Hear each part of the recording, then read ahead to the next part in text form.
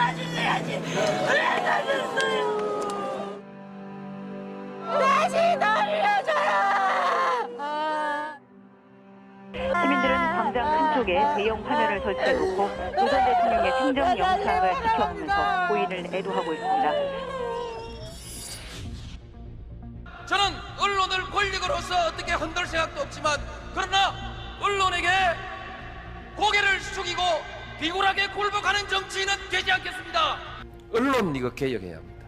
언론 자유는 정치 권력으로부터의 자유만 말하고 있는데 사실은 돈으로부터의 자유, 말하자면 금권으로부터의 자유가 대단히 중요한 것이고, 사주로부터의 기자의 자유는 어떻게 확보할 것인가. 정치와 언론만 선진국 수준에 미달하고 있지 않습니까? 부탁합니다. 최소한 있는 정책과 사실만은 제대로 전달해 주시기 바랍니다. 동아일보와 조선일보는 민주당 경선에서 손을 떼십시오. 네, 올해 우리나라에서 가장 큰 파문을 일으킨 말은 대통령 못 해먹겠다는 참았어야 될 말을 하기도 했습니다. 이렇게 가다가는 대통령직을 못 해먹겠다는 생각이, 그런 위기감이 생깁니다. 이 말도 앞뒤가 잘린 거 아니었어요? 그렇습니다. 이게 어떤 거냐면요. 다른 데도 아니고 광주 5.18 기념식에서 경찰력을 가지고 학생들을 제압하고 길을 뚫고 그런 모습 전부 힘으로 하자고 하니까 이렇게 가다가는 대통령직을 못 해먹겠다는 생각이. 언론의 수준이 그 사회의 수준을 좌우할 수밖에 없습니다. 일부 언론의 시샘과 박해로부터 우리 스스로를 방어해 나가야 합니다. 노무현 대통령이 최근 언론과 관련해 발언한 내용을 둘러싸고 언론 통제다, 언론 정상화를 위한 것이다, 이런 정치권의 공방이 벌어지고 있습니다. 노무현 전 대통령 측은 자신이 밝힌 내용과 배치되는 진술이 검찰의 공식적인 확인 없이 기정사실인 것처럼 보도되고 있다며 노 전 대통령에 대한 인권과 인격 침해가 반복되고 있다고 주장했습니다. 이미 놓고 없다고 말씀하셨습니까? 뭐 어머니겠어요. 나는 참여정부에서 가장 보람이 있는 정책이 무엇이냐고 물으면 언론 정책, 언론 대응이라고 그렇게 말할 것입니다. 언론은 본래의 자리로 돌아와야 합니다. 국민의 편에서 국민의 권리와 이익을 대변하는 시민의 권력이 되어야 합니다. 약자의 권력이 되어야 합니다. 깨어있는 소비자를 거쳐서 깨어있는 시민으로 가야 합니다. 언론 스스로 개혁하고 수준을 높여야 하는 것입니다. 민주주의 최후의 보루는 깨어있는 시민의 조직된 힘입니다. 이것이 우리의 미래입니다. 여러분 안녕하십니까? 저널리즘 토크쇼 제이입니다. 오늘 함께 이야기 나눌 분들 소개해 드립니다. 먼저 저널리즘 전문가죠. 정준희 교수입니다. 안녕하세요. 정준입니다. 팟캐스트 황태자 최욱 씨입니다. 네, 어느새 유시민 이사장과 어깨를 나란히 하고 있는 최욱입니다. 누가 그래요? 저널리즘 토크쇼 제2의 송수진 기자도 함께합니다. 안녕하세요. 안녕하세요. 송수진입니다. 네, 안톤 숄츠 기자 오늘도 나와주셨습니다. 네, 안녕하세요. 괜찮으시죠? 괜찮아요. 오늘 주제와 관련해서 유시민 노무현 재단 이사장 초대했습니다. 어서 오십시오. 네, 반갑습니다. 유시민입니다. 네. 네. 아니 그 저희 제2에서 수차례 섭외를 했었는데 계속 거절하시다가 오늘 이제 나와 주셨고요. 그리고 요즘 또 대외 활동 많이 하고 계시지 않습니까? 예. 그래서 본인이 아무리 부인해도 자꾸 이러시니까 대권설이 나오는 거 아니겠습니까? 그 얘기 좀 또 그만해. 쓸데없는 소리. 예, 오늘은 그 이사장으로 네. 좀 나와달라고 하셔가지고 여기는 나가서 언론 문제는 또 한번 같이 생각해 볼 만한 거리가 많으니까 나가야 되겠다 이렇게 해서. 오늘 이 자리에 있는 분들 중에 최욱 씨랑만 인연이 있으시죠? 저도 처음 뵙고 이렇게. 예, 최욱 씨 한 번 딱 봤죠. 뭐 특별한 인연은 아니고요. 그전엔 전혀 인연이 없었나요? 예, 소문만 듣고 있었어요. 아, 예. 아, 죄송한데 제가 거의 절친으로 이미 다 얘기를 하는 상태인데 이렇게 하시면 제 입장이 난처합니다. 팟캐스트 형태자인데 제가 못 들었을 리는 없죠. 최욱 씨를 좀 평가해 주신다면 한번 모셨죠. 최욱 씨는 업그레이드 버전 김구라. 아유, 그런 말씀하시면 안 됩니다. 구라가 화내려나? 화내죠. 저기 숄츠 기자는 어떻게 유시민 이사장님 알고 계셨나요? 워낙 네, 유명한 뭐 분이라. 사실 오늘 처음 만나는데요. 근데 완전히 팔방미인인 게 알고 있어요. 그래서 되게 여러 가지 활동 많이 하셨고, 그래서 장관도 하셨고, 뭐 드라마까지도 만들었다고 얘기 들었는데, 뭐 약간 그리고 당연히 그 설전도 많이 나가셨다고 얘기 들었는데, 설전. 설전. 그 프로그램 사실 저도 몇 번 나가는데, 근데 코너가 따로 있었기 때문에 사실 그때는 한 번도 만나본 적이 없고, 오늘 이 자리에서 처음 만나는 거예요, 사실. 네. 오늘 굉장히 제가 기대가 크고 설레는 게 우리 사이에서 정준희 교수는 또 유시민으로 통하고 있거든요. 이 두 분이 이렇게 만나. 너무 설레고 기대가 큽니다. 저보다 말씀을 더 잘하시더라고요. 그렇습니까? 네. 저널리즘 토크쇼 제1을 보셨다는 얘기인 것 같은데요. 예, 말씀이신 것 같은데 정준희 교수님은 여기만 거의 나오시거든요. 다른 데 잘 안 나오시고. 처음에 제가 봤을 때 저 사람 누구야 이랬어요. 물론 편집을 했겠지만 어떻게 저렇게 딱 말 들어가면 바로 답이 나오는데 맞아. 예, 그게 그냥 아무 소리나 하는 게 아니고 정확하게 그 내용들을 가지고 이렇게 또 문장도 말로 하는 건데 저는 글 쓰는 사람이라 이렇게 텍스트로 바꿔보거든요. 상당히 그 문장 구조가 정확하세요. 그래서 좀 놀랐습니다. 솔직히. 야, 또 좋아하시네. 근데 개인적으로 되게 영광이에요. 한번 뵙고 싶었거든요. 네, 그래서 제 생에 이렇게 뵙고서 이렇게 얘기를 같이 나눌 시간이 생애가 많이 남으셨는데. 생일까지야. 왜냐면 오래 안 남으시는 분위기 이상하네. 원래 이런 분위기는 아닌데 오늘 굉장히 화기애애한데요. 예, 저널리즘 토크쇼 제1에 대한 좀 평가를 해주신다면요.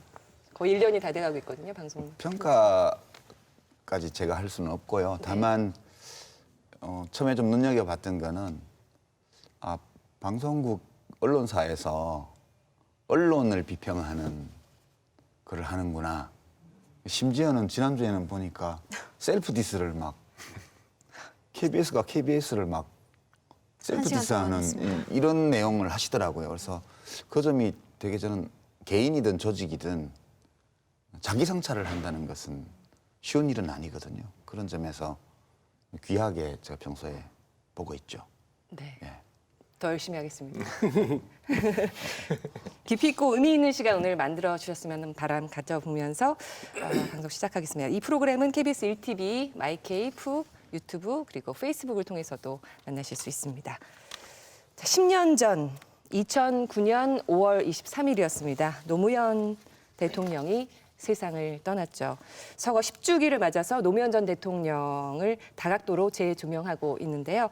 노 전 대통령과 관련된 수많은 이슈들 가운데서 가장 큰 부분을 차지하는 것, 바로 언론이었을 겁니다. 저널리즘 토크쇼 오늘은 노무현과 언론, 노무현 대통령에게 중요한 화두 중 하나였던 중요 과제였던 언론개혁 되돌아보는 시간 가져보고요. 현재 언론의 현 주소도 비춰보는 시간을 마련해 보려고 합니다. 언론으로부터 가장 혹독한 대우를 받은 대통령이다. 언론의 감옥에서 생을 마친 대통령이다. 당시 언론은 야만의 언론이었다. 이런 이야기들 참 많이 합니다. 동의하시는지요?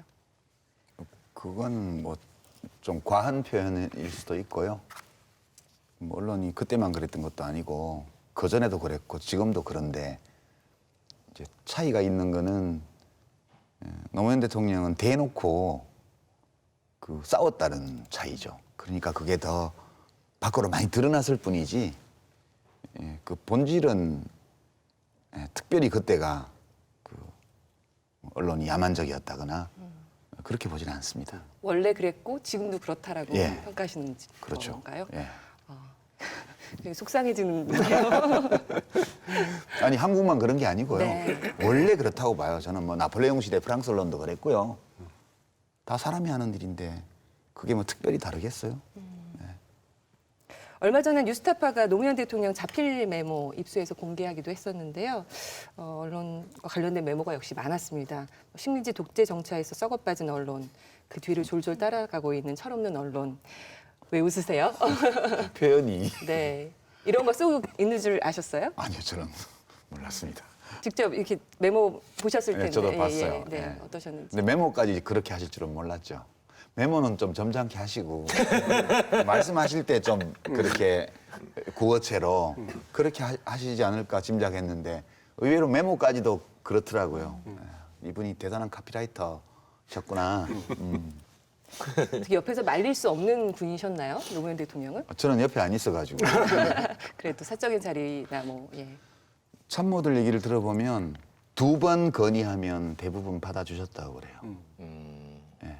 근데 그래서 이렇게 발언 원고에는 이제 제대로 이렇게 건의를 받아서 정리해 가셨는데 현장에 가서는 또 하신대요. 원래 거를. 그러니까 참모들은 미치는 거죠.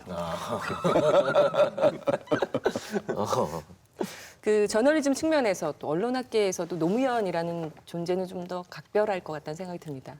이게 각별하다라고 표현을 해도 될지 아니면 문제적이라고 표현을 해야 될지 잘 모르겠는데요. 이유가 뭐냐면 언론의 관점 또는 언론학의 관점에서 노무현 대통령은 사실은 자기 자신의 치부를 드러내게 만든 사실은 정치인입니다. 왜냐하면 정치인으로서는 사실 일반적으로 발언하거나 행동하지 않는 언론개혁이라는 모토를 걸고 실제로 정책적으로까지 추진했고 그 메모도 나왔지만 언론대에서 강한 적대감이나 개혁 의지 같은 것들을 보였단 말이에요. 근데 이게 일반적으로 민주사회에서는 잘 안 일어나는 일이고 보통 이제 독재에 의해서 일어나는 경우들이 많은데 뭐 그 당시는 충분한 민주사회였었고 언론의 자유가 충분히 보장돼 있는 상태였었습니다. 근데 왜 정치인들은 이런 식의 표현을 안 할까? 무섭기 때문이거든요, 사실은. 정치인들은 언론이 정말 무서울 거라고 생각을 합니다. 왜냐하면 그들의 어떤 펜대 한 번에 의해 가지고 실제로 정치 생명이 왔다 갔다 할 수 있기 때문이죠. 그래서 전 세계 어느 나라를 가서도 실제로 정치인이나 특히 대통령과 같은 사람들이 속으로는 어떻게 생각할지 몰라도 겉으로 언론 개혁을 내거는 경우는 실제로 거의 없다고 봐도 무방해요. 근데 이제 거기에 대해서 이제 언론학이나 언론이 대응하는 방식이 어땠느냐라는 것이죠.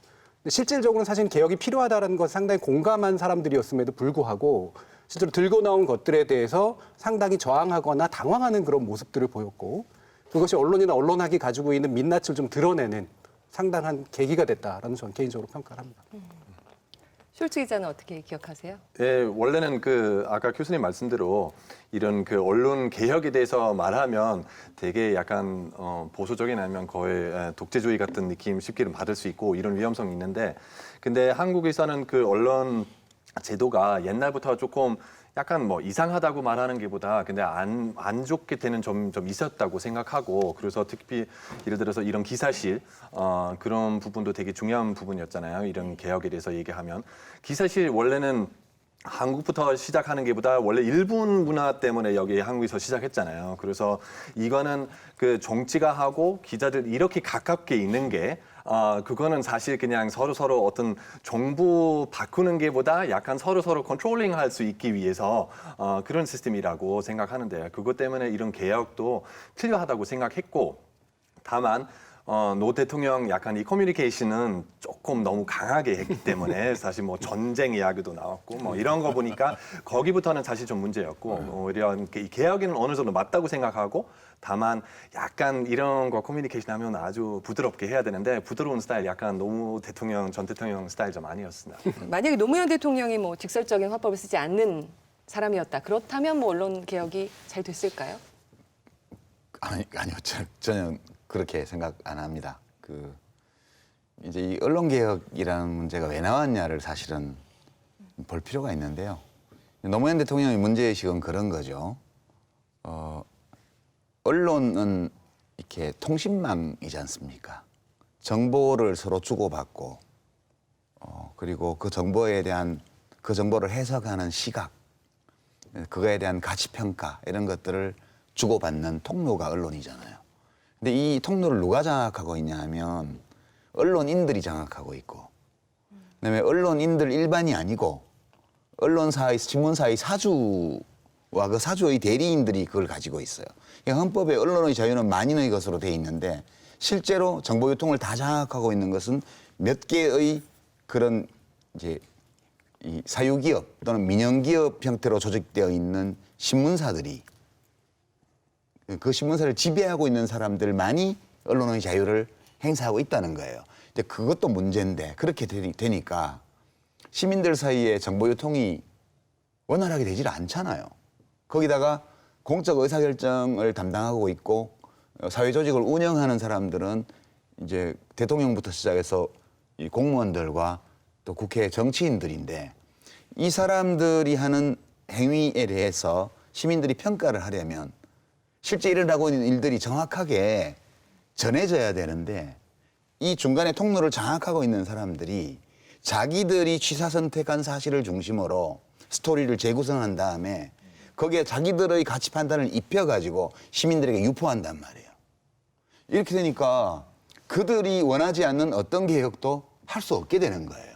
그래서 노 대통령이 언론에 대해서 문제의식을 가진 것은 이게 특정한 사람들이 이 언론기관이라는 헌법이 보장하고 있는 언론의 자유를 마음껏 누리는 이 언론 회사의 시장 지배력을 가지고 사실상 여론을 좌우하고 있고 그들의 이익에 어긋나거나 그들의 심기를 불편하게 만드는 어떤 정책이나 정치적 행위도 다 시민들에게 오해받도록 만들고 있다.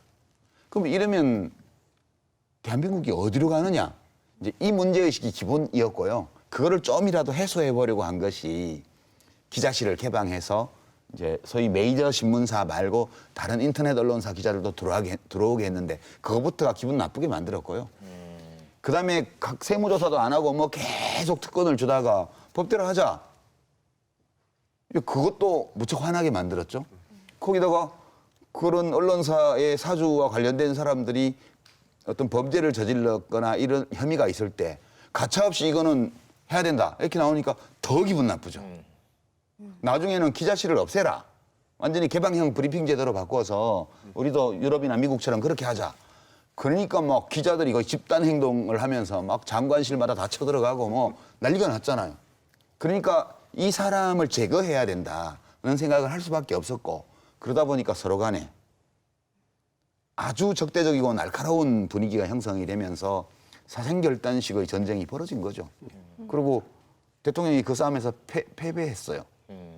그리고 그 뒤끝이 퇴임 후에 어마어마한 그런 공격으로 이어졌고 그래서 이제 결국은 돌아가신 거죠. 저는 그 싸움에서는 노무현 대통령이 전투에서 완전히 패배했다.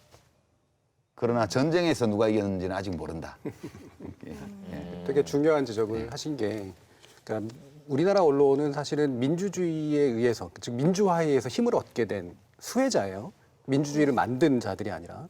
근데 그 민주주의를 통해서 얻어진 언론 자유를 사실은 표현의 자유를 위한 수단적 개념임에도 불구하고 말씀하신 것처럼 언론 기업의 자유, 그다음에 언론 사주의 자유, 언론인 집단의 자유라고 하는 식으로 이제 방어하는 논리로 써버린 거죠.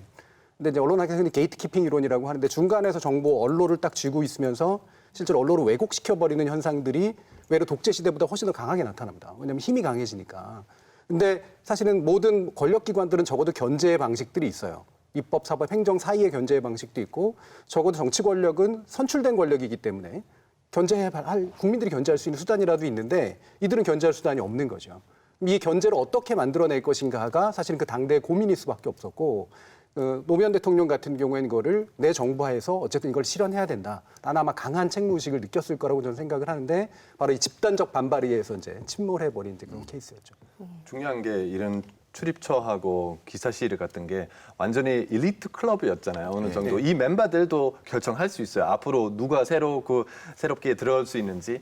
외신 기자는 절대 못 들어가고 그리고 뭐 인터넷 뭐 예를 들어서 새로운 인터넷 그때는 딱 2002년부터는 약간 인터넷 문화 좀 많이 시작했잖아요. 그래서 그런 신문도 못 들어가고 뭐 약간 이렇게 많이 했잖아요. 그래서 사실 이런 시스템 정말 그 민주주의 대표하는 시스템 좀 아니라고 생각하고 그것 때문에 이런 기사실 없애는 게 사실 그 폐쇄하는 게 맞다고 생각하고 조금 더 오픈한 미디어 만들기 위해서 그거는 되게 중요한 스텝이었다고 생각하고 딱 아까만 얘기했던 대로 이 커뮤니케이션 부분은 조금 약했다고 그것 때문에 그 언론하고 그 정부는 너무 심하게 부르셨어요. 네. 제가 숄츠 기자님한테 한 말씀 좀 드리고 싶은데. 숄츠. 선생님이에요? 무슨 뭐 선생님이에요? 저 잘못하면 슐츠 된다니까요. 원래 1년 전부터 알고 있었습니다. 그 지난 방송 나가고 댓글로부터 이제 공격을 많이 받아서 상처를 많이 받지 않았습니까?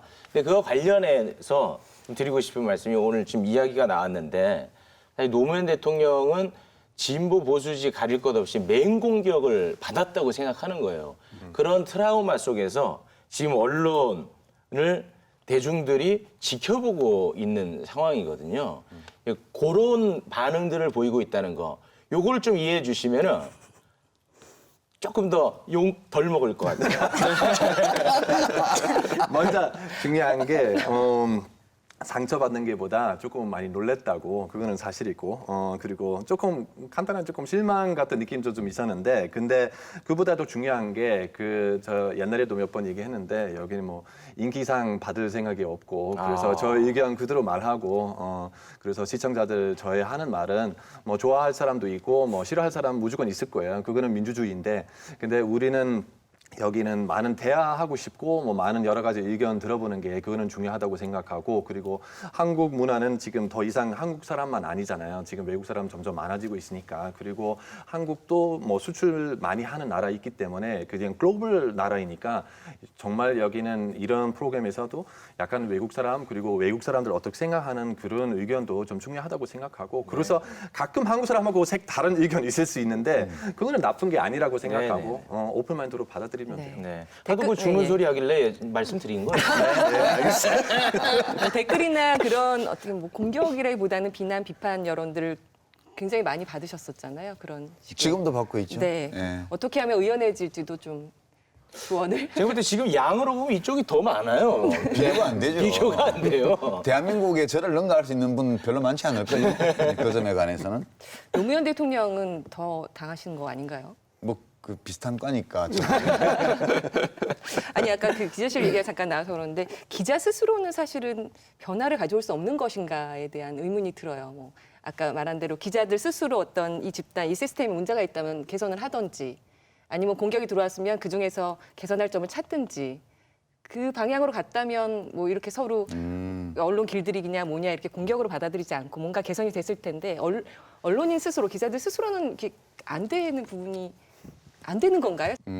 그게 될 것 같으면 인간 세상이 이렇게 시끄럽겠습니까? 그러니까 아무리 이렇게 겉보기에 고상한 일을 하는 집단이라 할지라도 그 신학자 라이놀트 니버라는 분이 목사님이 하신 말씀인데 도덕적 인간과 비도덕적 사회라는 책이 있어요. 거기 보면 집단에는 양심이 없다 그런 말이 있어요. 그리고 집단의 규모가 커지면 커질수록 그 집단은 이기적 충동에 끌려갈 가능성이 높아진다는 거예요. 근데 기자 집단은 작은 집단이잖아요. 상대적으로 보면 덜 할 수 있어요. 그런데도 역시 집단으로 묶이면 그 집단에 속한 모두가 누리고 있는 혜택이나 편리함 이런 것들을 해치는 거를 못 견뎌내요. 누군가가 그 사회 안에서 야 이거 우리 바꿔야 되는 거 아니냐면 그 사람만 왕따 되는 거예요. 큰 집단이든 작은 집단이든 집단이 되면 그렇게 되더라고요. 그래서 저는 뭐 언론인들 스스로 이거는 우리가 생각해도 논리적으로 좀 말이 안 되는 것 같아. 이거 우리 하지 말자. 이래주면 좋겠으나 뭐 그걸 기대한다는 거는 인간에 대한 지나친 신뢰와 희망 아닐까. 예, 그렇게 생각해요. 이제 핵심이 특권이거든요. 근데 특권이라고 하는 거는 자기네들이 만든 게 아니라 사실 사회적으로 부여된 건데 모든 특권을 사실은 당연한 거라고 생각하는 경향이 있어요. 원래부터 그런 것들이 주어져 있었기 때문에 그래서 그 특권을 손을 대는 모든 시도에 대해서 그 집단은 대단히 강렬하게 반발을 합니다. 근데 특권은 제가 볼 땐 스스로 내려놓는 게 아니라 결국 무너지는 거라고 생각을 해요. 그 시스템이 더 이상 버틸 수 없을 때 특권이 무너지는 것이지 실제로 그 시스템에 성찰해가지고 특권을 스스로 내려놓는 경우 이런 거는 저는 거의 없다고 생각합니다. 먼저 그 질문을 좀 드려보고 싶어요. 이사장님은 노 전 대통령 재임 시절에 나온 뭐 기사들 중에서 가장 이 기사는 정말 아니다라는 워낙 많겠지만 그래도 계속 뇌리에 박혀 있는 기사가 있다면요? 아니 그게 그 뇌리에 오래 남는 거는 중요한 게 남는 건 아닌 것 같아요.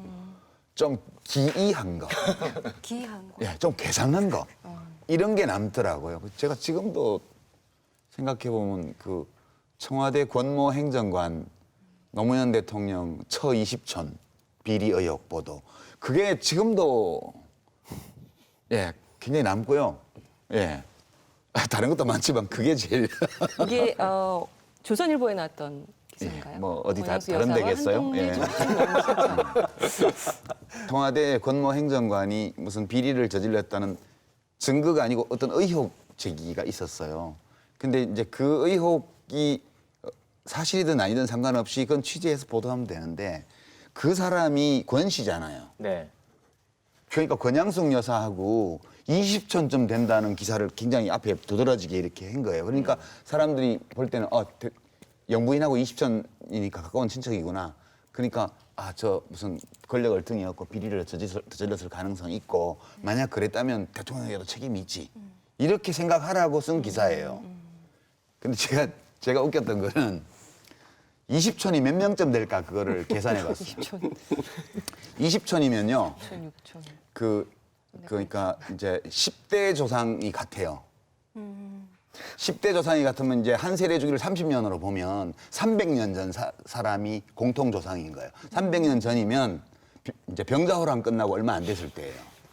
그죠? 병자호란 끝나고 얼마 안 됐을 때 살았던 어떤 권나무계라는 분의 자손들이 쭉 퍼져서 10대를 내려와서 20촌 관계가 됐어요. 그러면 한 세대당 자녀를 4명씩만 낳았다고 가정을 하면 그게 한 106만 명이가 되더라고요. 계산해 보니까. 제가 계산 다 해봤어요. 대단하시다. 그러니까 3명 잡으면 한 70만 명, 80만 명 사이 되고요. 그러면 대통령의 20촌과 영부인의 20촌을 다 합치면 200만 명 되는 거예요. 도대체가 아니 뭐 대통령이나 정부를 비판하는 건 좋아요.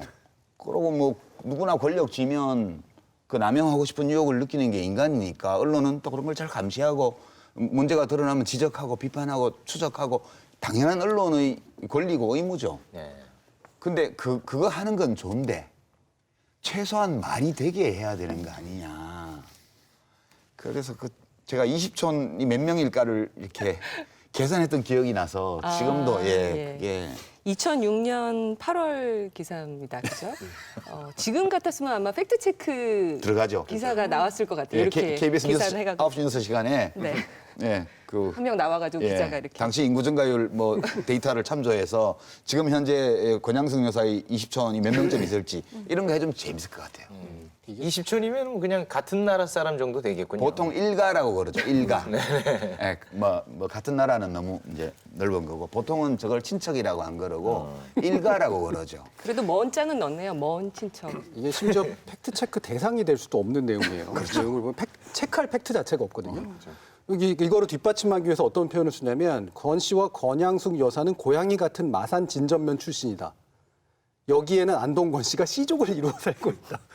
C족이라고 하는 이유 때문에 뭔가 연결될 거야라고 하는 거를 지금 증거랍시고 지금 얘기를 하고 있는 그런 형태거든요. 나름의 노력은 좀 보이네요. 그럼요. 무지하게 노력했죠. 논리를 엄청나게 만들고 있는 거니까 다른 사람들한테 그럴 법한 의혹을 제공하는 게 목적이지 실제로 이들 사이 연관관계를 규명하는 게 목적이 아닌 전형적인 의혹성 이제 그런 기사고 심지어는 그 뒤에 나오는 증언으로 나왔던 60대 노인이나 70대 노인의 증언들도 내용을 자세히 살펴보면 모른다예요.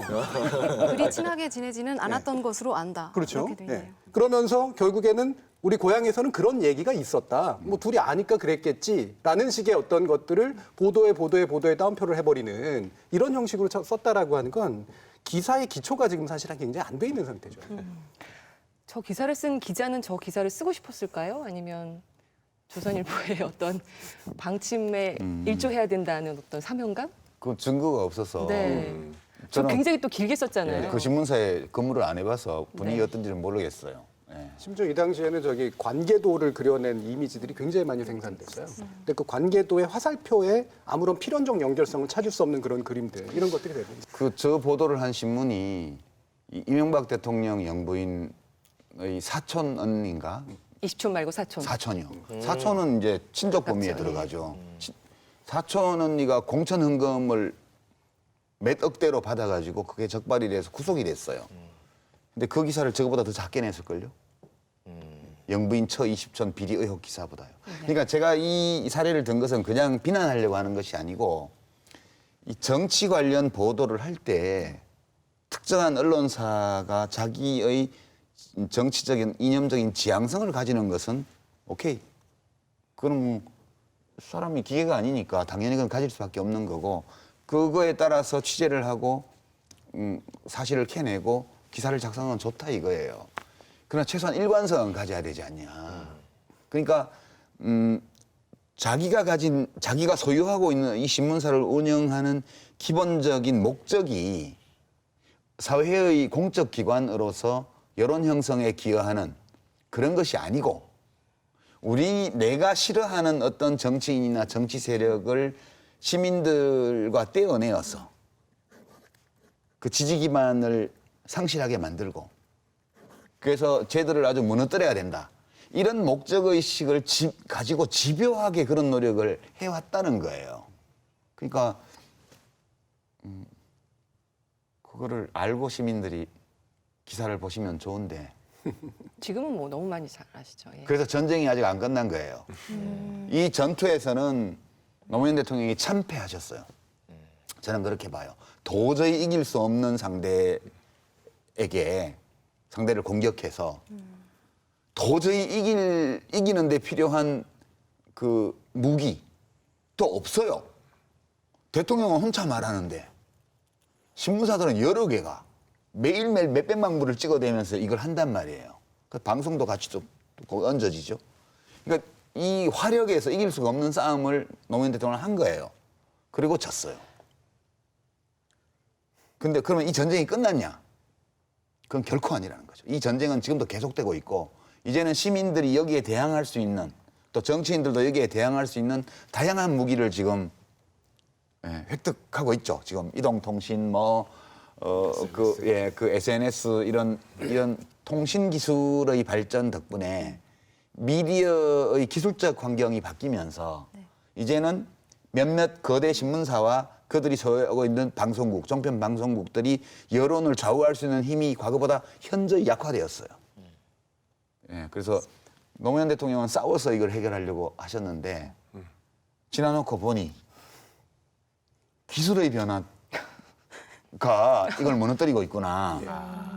그리고 이 기술의 변화가 이것을 무너뜨리는 데 쓰일 수 있었던 어떤 계기가 바로 노무현 대통령이 처참한 전투의 패배를 기록했던 그 싸움이 있었기 때문에 지금 이 전쟁이 계속되고 있는 거 아니냐. 전쟁이라는 표현은 따옴표 칠게요. 네네.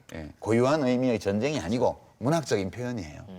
왜냐하면 전쟁 시작할 때부터 사실 이기는 사람 없다고 생각해요. 왜냐하면 이겨도 그냥 지는 거예요. 어느 정도 전쟁 자체가 이길 수 없는 일이라고 생각하고 그래서 전쟁이라고 말하면 그냥 양쪽에서 너무 마음이 열 많이 받고 그래서 나중에 정말 이길 수 없는 일이라고 생각해요.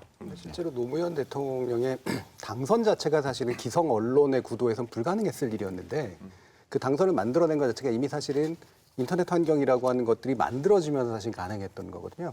그리고 어떤 그 개인들의 어떤 의사 표현이라고 하는 것들이 언론을 매개하지 않고도 조금씩 등장할 수 있었던 그런 시점이었기 때문에 심지어 그 당시에 그래서 노무현 대통령 당선되고 나서 바로 영국 가디안에서 쓴 게 바로 그거다. 최초의 인터넷 대통령이 로그인했다라는 식의 표현을 썼어요. 그러니까 걔네들이 보기에도 굉장히 신기하고 새로운 현상이었었던 거죠. 근데 이게 완전히 아직은 바뀌지 않던 조건이었었고 이것이 서서히 바뀌어가고 있었는데 그런 상황. 기껏해 온라인 언론 몇 개가 등장하고 있던지 그런 상황이었는데 결국은 이 힘은 지금은 이제 도도하는 강물이 돼가지고 이제 바뀌고 있는 거죠. 조선일보 기사가 나왔으니까 조선일보와 노무현 대통령과의 악연을 좀 뭐 좋은 이야기는 아니지만 되짚어 보려고 하는데요. 조선일보가 이제 노무현 대통령과 이렇게 어떻게 보면 싸움을 하게 된 그 첫 번째 계기는 그 조선일보의 배달원들과 관련된 소송 때문이었다. 그게 맞습니까? 예, 그게 노무현 대통령 기록, 그 자필 기록에 따르면 그런 일이 있었다고 그래요. 그 조선일보 배달지국에서 일하는 소년들이 제대로 그 받아야 될 임금을 못 받고 이래서 변호사로서 그 일을 도와주는 과정에서 첫 번째 마찰이 있었다고 그러고요. 그다음에 그 노무현 대통령이 이제 국회의원이 되어가지고 그 대변인 맡았을 때 그때 이제 보통 프로필은 덕담 비슷하게 소개해 주는 거죠. 좋은 점만 이렇게 해서. 그 사건이 컸죠. 그때 이제 전쟁이 밖으로, 싸움이 밖으로 이제 불거지기 시작한 거죠. 이걸. 조선일보는 이렇게 쓰려고 기다리고 있었던 걸까요? 아니면 뭐 노무현 대통령도 이런 기사를 예상을 했을까요? 그것도 궁금했어요. 예상은 못했고요. 전혀. 예, 조선일보도 뭐 준비까지 했겠습니까? 그냥 아니 뭐 이런 일이 있었으니까 옛날에. 좀 끌으려고 하니까 끌끌거리를 찾았을 거고 거기서 이제 뭐 요트 이런 얘기가 나온 거죠. 저게 나중에 이제 호화요트 사진으로까지. 예, 호화요트를 탔다는 것까지 가서 나중에 2002년 대통령 선거 때까지도 계속 저게 논란이 됐죠. 그때 조선일보가 사과를 했었는데도 논란이 계속됐던 건가요? 예, 그럼요. 한번 일단 보도 나가면 정정 기사는 아무 의미가 없어요. 그게 인터넷에 퍼지고 정치적으로 이용되고 예, 그렇게 되는 거니까. 네. 최욱 씨는 저 때 저런 기사들 좀 기억을 하십니까? 당시에는 모르죠. 네, 지금 이제 요즘 들어가지고 이런 것들에 대해서 알게 된 거죠. 요거 이제 소송까지 가지 않았습니까? 예, 그럼 중간에 화해를 했을 거예요, 아마. 아, 소송은 취하했나요? 예, 아마 끝까지 안 갔을 거예요. 당에서 하도 말려가지고요. 아, 그래요? 조선일보하고 소송해서 어떻게 하겠다는 거냐. 그때 1심에서 이겼고 그래서 조선일보의 방상훈 사장이 노무현 당시 대변인에게 가서 사과를 한 것으로 확인을 했습니다. 네, 그러고 이제 항소심에서 취하를 하고. 네. 요거는 조금 이제 다른 얘기일 수도 있는데 그 뭐 명예훼손 뭐 이런 걸로 저 소송한 걸로 알고 있는데 그 진보는 뭐 가난해야 명예롭다 그런 틀은 좀 깰 필요가 있지 않습니까? 아, 그래도 뭐 이제 노동변론을 주임무로 하는 인권 변호사 민주화운동가가 호화요트를 타고 다녔다 이러면 네. 괴리감이 생기는 겁니다. 괴리감이 생기죠. 그거는 보통은 잘 안 일어나는 일이거든요. 그러니까 인격의 이중성을 증명하는 그런 이중인격자라는 얘기를 하는 거예요. 저게 예, 이중인격자. 저 사람 믿지 마라. 그러니까 당하는 당사자로서는 정치인으로서는 몹시 치명적인 상처를 입을 수 있는 공격이거든요. 저런 게. 아니 그 가진 자가 없는 사람을 도와주면 더 아름다운 거 아닙니까? 물론 이제 뭐 사실이 달라서 그건 최욱 씨 생각이죠. 당시 시대적 배경도 한번 생각해 보셔야죠. 당시 사실 뭐 지금처럼 또 뭐 네. 일반적인 경제 성장이 많이 이루어졌던 그런 당시는 아니고 빈부격차도 꽤 있었고 그 당시 요트. 변호사다 그러면 사실은 굉장히 뭔가 있어 보이는 이제 그런 사람인데 인권 변호사다 그러면 이제 뭔가 대단히 또 사명감에 넘쳐야 되는 이제 그런 어떤 스테레오타입이라고 하는 게 있었을 당시니까요. 일부러 상당히 고의적으로 공격을 한 거고 또 한 가지 이 시기가 제가 이제 우리 언론 역사에서 이제 분석할 때 우리나라 언론의 역사 제일 힘이 강할 때예요. 그러니까 87년 이후에 이제 민주화가 이루어지면서 그 당시에 이제 우리가 조중동이라고 얘기되는 것들의 상업적 성장도 엄청나게 이루어지고 이른바 YS의 등장이라고 하는 거, YS 대통령의 등장은 전형적으로 언론이 만들어준 이제 그런 형태였었거든요. 그리고 실제로 그 당시에 대부분의 유력 정치인들은 이른바 촌지라고 하는 시스템을 통해서 자신의 기자들을 관리합니다. 그래서 YS 장학생이라는 말이 공공연하게 떠돌던 이제 그런 시점이에요. 근데 듣도 보도 못한 어떤 정치인이 그것도 고졸 출신에 그냥 고시 붙어가지고 변호사 한다는데 이 사람이 뭔가 인권운동 했대네 정도로만 알고 있는 어떤 계보 없는 한 정치인에 대해서 어떤 사실 정보도 그다지 많지 않았을 것 같고 이 사람 뭐지? 라고 하는 식으로 건드려보는 언론하고의 관계도 별로 이렇게 특별하게 세우지 않았던 그런 사람이니까 그런 형식의 기사를 쓴 거죠. 아까 최욱 씨 물어봤으니까 얼마 전에도 그 독일에서 옛날에 정치가였던 사람은 그 다음은 뭐 다른 회사 위에서 많이 일하고 뭐 10년이나 다시 정치로 다시 돌아온 사람이 있거든요. 그래서 다시 정치인 되려고 하니까 사람들 이 사람 너무 부자 되지 않았어요? 뭐 그 사람 저는 완전히 보통 사람이다. 근데 기자들 좀 알아보니까 뭐 월급 지금 한 1억 정도이고 그리고 뭐 그냥 개인 비행기 2대 있다고. 그래서 사람들 이거 보통 좀 아닌데 그 다음부터는 이 사람 인기 완전히 떨어졌거든요. 많이. 그래서 역시 사람들 정치가들 너무 돈이 많으면 아니면 뭐 여기는 여트인데 독일 같은 경우는 비행기였고 이런 거 그냥 일반 사람들 국민을 들어보면 별로 이 사람 우리 생각하는 게 어떻게 대표를 할 수 있어요. 이 사람 완전히 다른 수준이니까. 그래서 이것 때문에 사실 이런 거는 되게 효과적인 방법이라고 생각해요. 근데 이게 되게 재밌는 게요. 한때 부산 요트클럽 회장으로 개인 요트를 소유하는 등 상당한 재력가 이렇게 돼 있잖아요. 그러니까 노무현 돈 많아. 돈이 많을 뿐만 아니라 요트도 타고 그렇게 그 돈 가지고 인생을 즐기는 어떤 모습이 바로 생각나잖아요. 근데 이 요트가 우리 보통 영화에 이렇게 잘생긴 남자와 아름다운 여인들이 샴페인 잔을 들고 이렇게 하면서 그런 요트가 아니고요. 무동력. 그냥 돛 하나에 밑에 조그맣게 일어설 수 있는 배 있는 그거예요. 그래서 줄 당기면서 바람하고 이렇게 맞춰서 저기 갔다 오는 거예요. 노 대통령이 이걸 왜 했냐 하면 올림픽에 나가고 싶어. 88 올림픽에 출전하고 싶어. 국가대표로요. 그때만 해도 이 요트를 하는 사람이 거의 없을 때예요. 그러니까 국가대표만 되면 우리가 주최국이기 때문에 메달 획득까지는 아니지만 대한민국 국가대표로 88 올림픽에 나가고 싶었어요. 그래서 이 광안리 그 앞바다에서 그때 같이 탔던 분들 증언을 들어보면 불어터진 라면, 컵라면을 먹으면서 바닷물을 때로 들이키기도 하고 거친 이 모래바람 맞아가면서 돈 있다고 하는 줄 아냐, 이 요트를. 돈 있다고 탈 수 있는 게 아니다. 남자라야 탈 수 있다. 뭐 이런 글들도 올라오고 그랬어요. 예. 갑자기 CF의 한 장면을 네, 갑자기 예.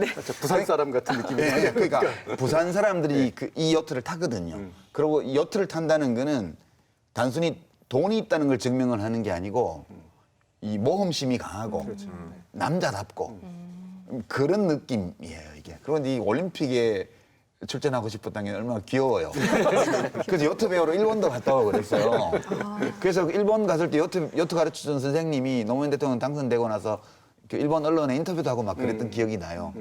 근데 그거를 정말 어떤 사실을 얼마나 다르게 전달할 수 있는가라는 게 저 간단한 프로필 소개에서 몇 문장 되지 않아요. 그걸로 간단하게 바꾸는 거예요. 이게 이 말과 글의 힘이라는 게요. 정말 위대합니다. 이 프로필을 보고 있으면요. 예.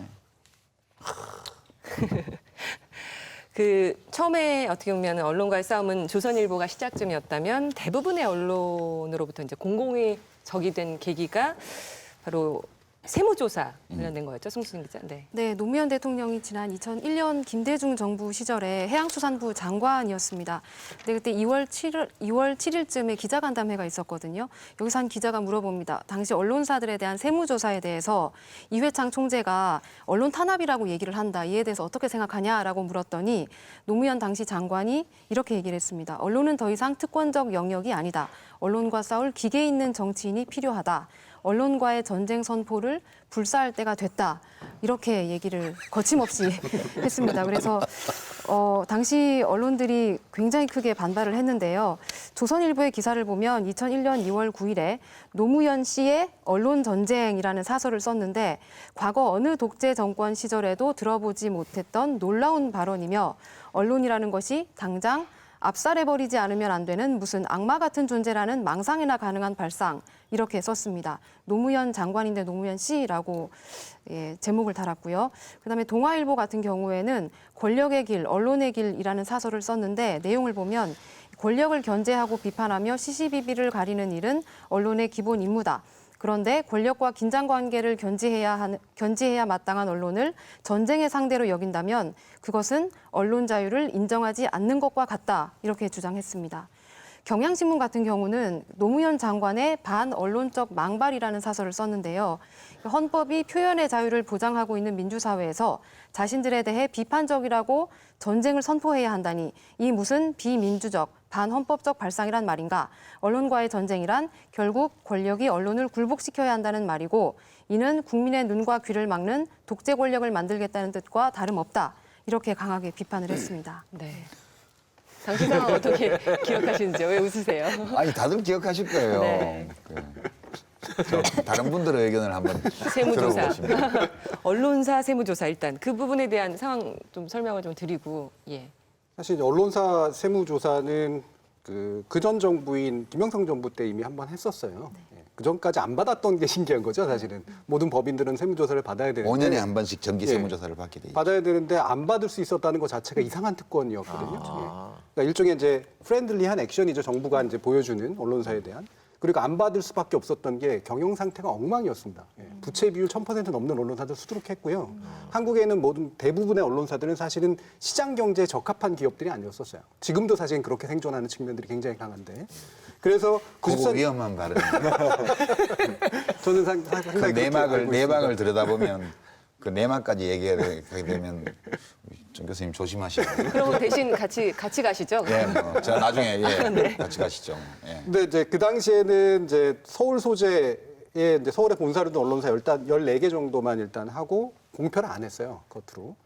근데 일단 한번 사실은 겁을 준 것처럼 이제 된 거 정도라고 볼 수가 있는데 2001년 들어오면서 이제 장기 안 받았으니까 이걸 받아야겠다라고 했고 실제로 물론 명분은 충분했는데 의심할 만한 여지들은 충분히 있었죠. 또한 정부가 언론사 세무조사를 한다라는 건 뭔가 세무조사권을 이용해서 언론사 비판적인 언론을 탄압하려고 하는 거 아니냐라는 반발들을 불러일으킬 수는 있었어요. 근데 그 명분이라고 하는 것은 사실은 전 그렇게 센 명분은 아니었다라고 보는 거죠. 일부러 억지로 만들어낸 이제 그런 프레임이었던 거고요. 그래서 그 당시에 그러나 이 언론사들이 얘기하는 것이 상당히 먹혔어요. 어떻게 정부가 세무조사를 하느냐 이건데 저는 여기서 말한 조선일보의 발언 중에 독재 정권 시절에도 들어보지 못했던 놀라운 일, 언론 전쟁이라는 거에 대해서 비록 강한 발언이지만 독재 정권 시절에는 언론과 전쟁할 이유가 없었죠. 언론이 자기 거였으니까. 네. 그러면 언론과 전쟁한다라고 하는 건 사실 대단히 비장한 그런 발언이었어요. 함부로 할 수 없는. 사실 그거를 교묘하게 전 비틀어서 활용한 이제 그런 프레임이었다고 판단을 합니다. 언론과의 전쟁 발언에 대해서 아까 따옴표 하겠다고 얘기하셨지만 유시민 이사장님. 아니, 전 이 건에 대해서 세무조사?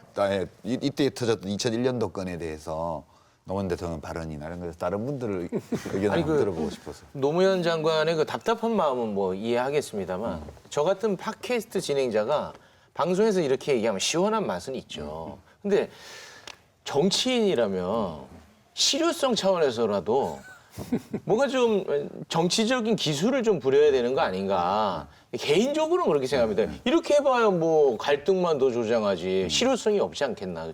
개인적으로는 그렇게 생각합니다. 약간 그거는 약간 노 전 대통령 약간 문제였을까 좀 생각 많이 했는데요. 약간 어떤 정치가보다 혁명가였어요. 약간 이런 마인드 좀 있었어요. 그 별명도 뭐 돌콩 있잖아요. 이 사람 조금 고집이 좀 세고 아마 그런 편이었는데요. 그리고 중요한 게 아까도 조금 얘기했는데 전쟁 이 단어가 나오게 보면 그때부터는 좀 문제 생길 수밖에 없어요. 우리도 지금 예를 들어서 트럼프 대통령 좀 보면 트럼프 대통령도 그 언론 나의 적이다 이런 말 들어보면 사람들 되게 민감하잖아요. 그래서 사실 언론만 민감하는 게 아니잖아요. 일반 국민도 이런 얘기 들어보면 언론하고 이렇게 나의 적이다, 뭐 전쟁이 있다 이런 말 나오면 왜 뭐가 숨길 게 있냐 아니면 왜 이렇게 하는지 이런 의심 생길 수밖에 없는데 근데 당연히 노 전 대통령 왜 이렇게 말씀하는지 어느 정도 이해할 수 있지만 근데 아마 좋은 방법 좀 아니었다고 생각하고 그래서 그 약간 더 부드러운 방법이 있지 않았을까 좀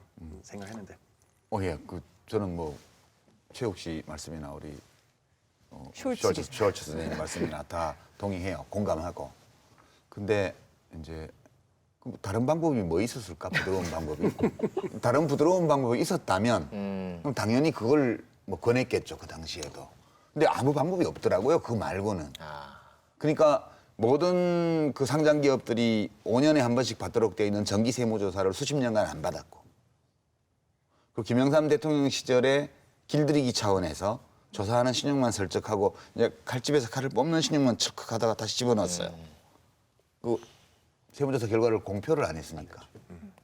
조심해. 김대중 대통령도 처음에는 잘 지내려고 노력했어요. 그래서 2001년까지는 어떻게든 참고 가버리고 그때 IMF 이제 외환위기 오고 나서 국가 경제도 어렵고 그런 판국에 언론하고 갈등을 일으키면 안 좋은 거니까. 그 참다가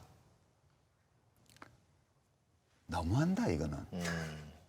그때 제 기억에는 그 2000년도인가에 대구 부산에는 추석이 없다 그런 기사가 난 적이 있어요. 동아일보에서 쓴 기사죠. 동아일보요. 저 그 기사도 굉장히 기억에 남거든요.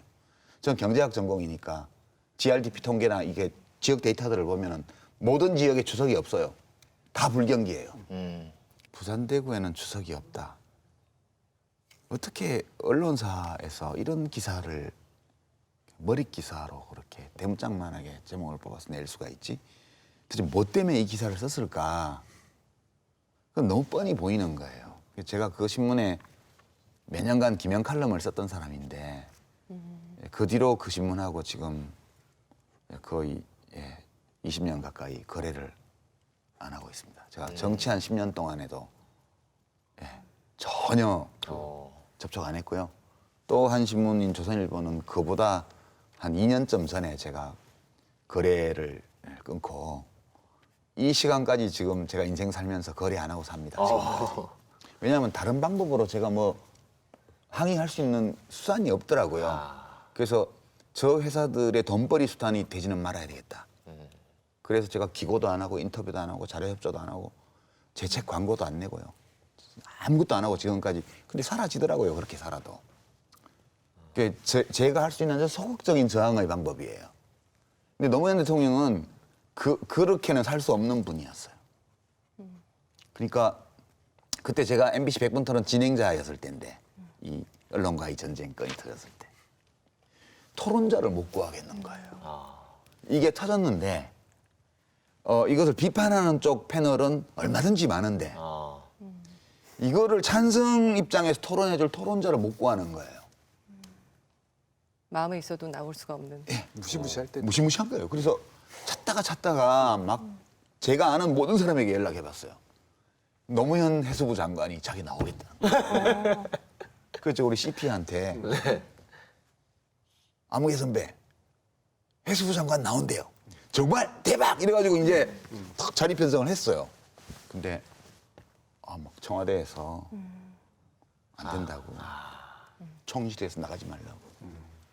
그래서 결국 노무현 장관이 못 나왔어요. 명패만 비워놓고. 네.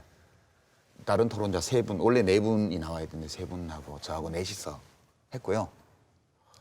그 정도로 무섭더라고요. 좀 지위를 가진 분들은 안 나오려고 그래요. 결국은 해수부 장관을 그만두실 때쯤 그만두시기로 결정된 다음에 거기 나오셔가지고 그냥 시원시원하게 그냥 다 하셨죠.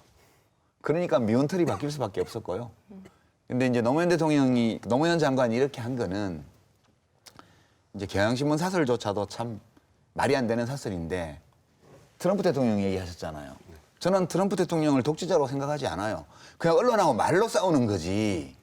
그렇죠. 아니 말로 싸울 자유는 대통령도 있잖아요. 그 말이 옳든 그르건 트럼프 대통령이 언론과 싸우는 건 말로만 싸우는 거예요. 뭐 주 방위군을 뭐 언론사에 투입한다든가 이러면 차원이 다르죠. 그러나 대통령이 니네 가짜뉴스야. 니네 망하는 언론사니까 그따위 소리 하지.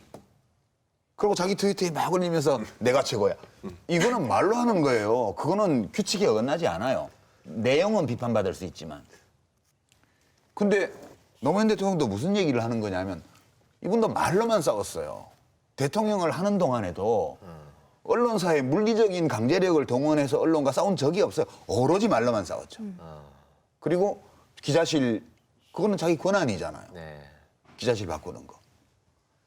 결코 헌법과 법률이 부여한 대통령의 강제적 권력을 그게 벗어나게 사용한 적이 없어요. 다만 의견을 낸 거라고요. 의견을 낸 거를 반헌법적이라고 그러고 반언론이라고 그러면 언론은 비판의 성역이에요. 지금 우리나라의 모든 권력은 다 견제받고 있어요. 검찰 권력조차도 이제 공수처가 만들어져서 뭐 법이 잘 된다면 그럼 검사도 범죄를 저지르면 이제는 처벌을 받을 확률이 높아지게 돼 있어요. 우리나라에 유일하게 모든 권력 중에 유일하게 견제받지 않는 권력이 언론 권력이에요. 지금도요. 지금 이야기되고 있는 여러 그 스캔들 뭐 스스로 목숨을 끊은 그 여배우와 관련된 건요. 대통령의 아들이나 형이나 동생이나 이런 사람이 그런 추문에 휘말렸다고 생각해봐요. 그 당시에 그때 그렇게 넘어갔겠어요? 통화 기록 1년치가 다 없어지고 그런 일이 가능하겠어요? 지금도요. 한국의 대형 언론사를 가지고 있는 사주들은요. 법 위에 있어요. 지금도요.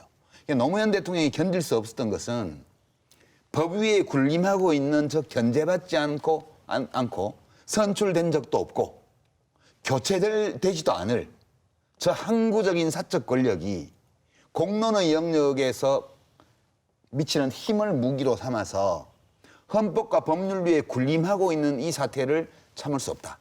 그거였어요. 그래서 우선 세무조사부터 받게 하고, 그죠? 그 다음에 이제 말로 싸우고, 자기가 대통령이 되고 나서는 대통령의 합법적 권한으로 할 수 있는 기자실의 어떤 질서 변경, 그건 당연히 대통령의 권한으로 청와대 기자실 바꿀 수 있죠. 합법적인 범위에서 벗어나는 어떤 권력에서 하지 않았어요. 근데 못 이긴 거죠. 이길 수가 없어요. 근데 지금 이사장님 말씀하셨던 것처럼 뭐 말로만 싸우신다고 뭐 그렇게 말씀하셨는데요. 그래서 뭐 그거는 좋고 당연히 뭐 어떤 독재주의 뭐 어떤 기자들 비판하는 기자들 뭐 그냥 체포하고 뭐 고문하고 뭐 죽이는 이런 나라들도 충분히 많이 그럼요. 있으니까. 그건 독재죠, 진짜. 예, 그거는 그보다 훨씬 더 좋은데 그래도 트럼프 얘기 아까도 나왔으니까. 반트럼프. 예, 그래서 뭐 아니.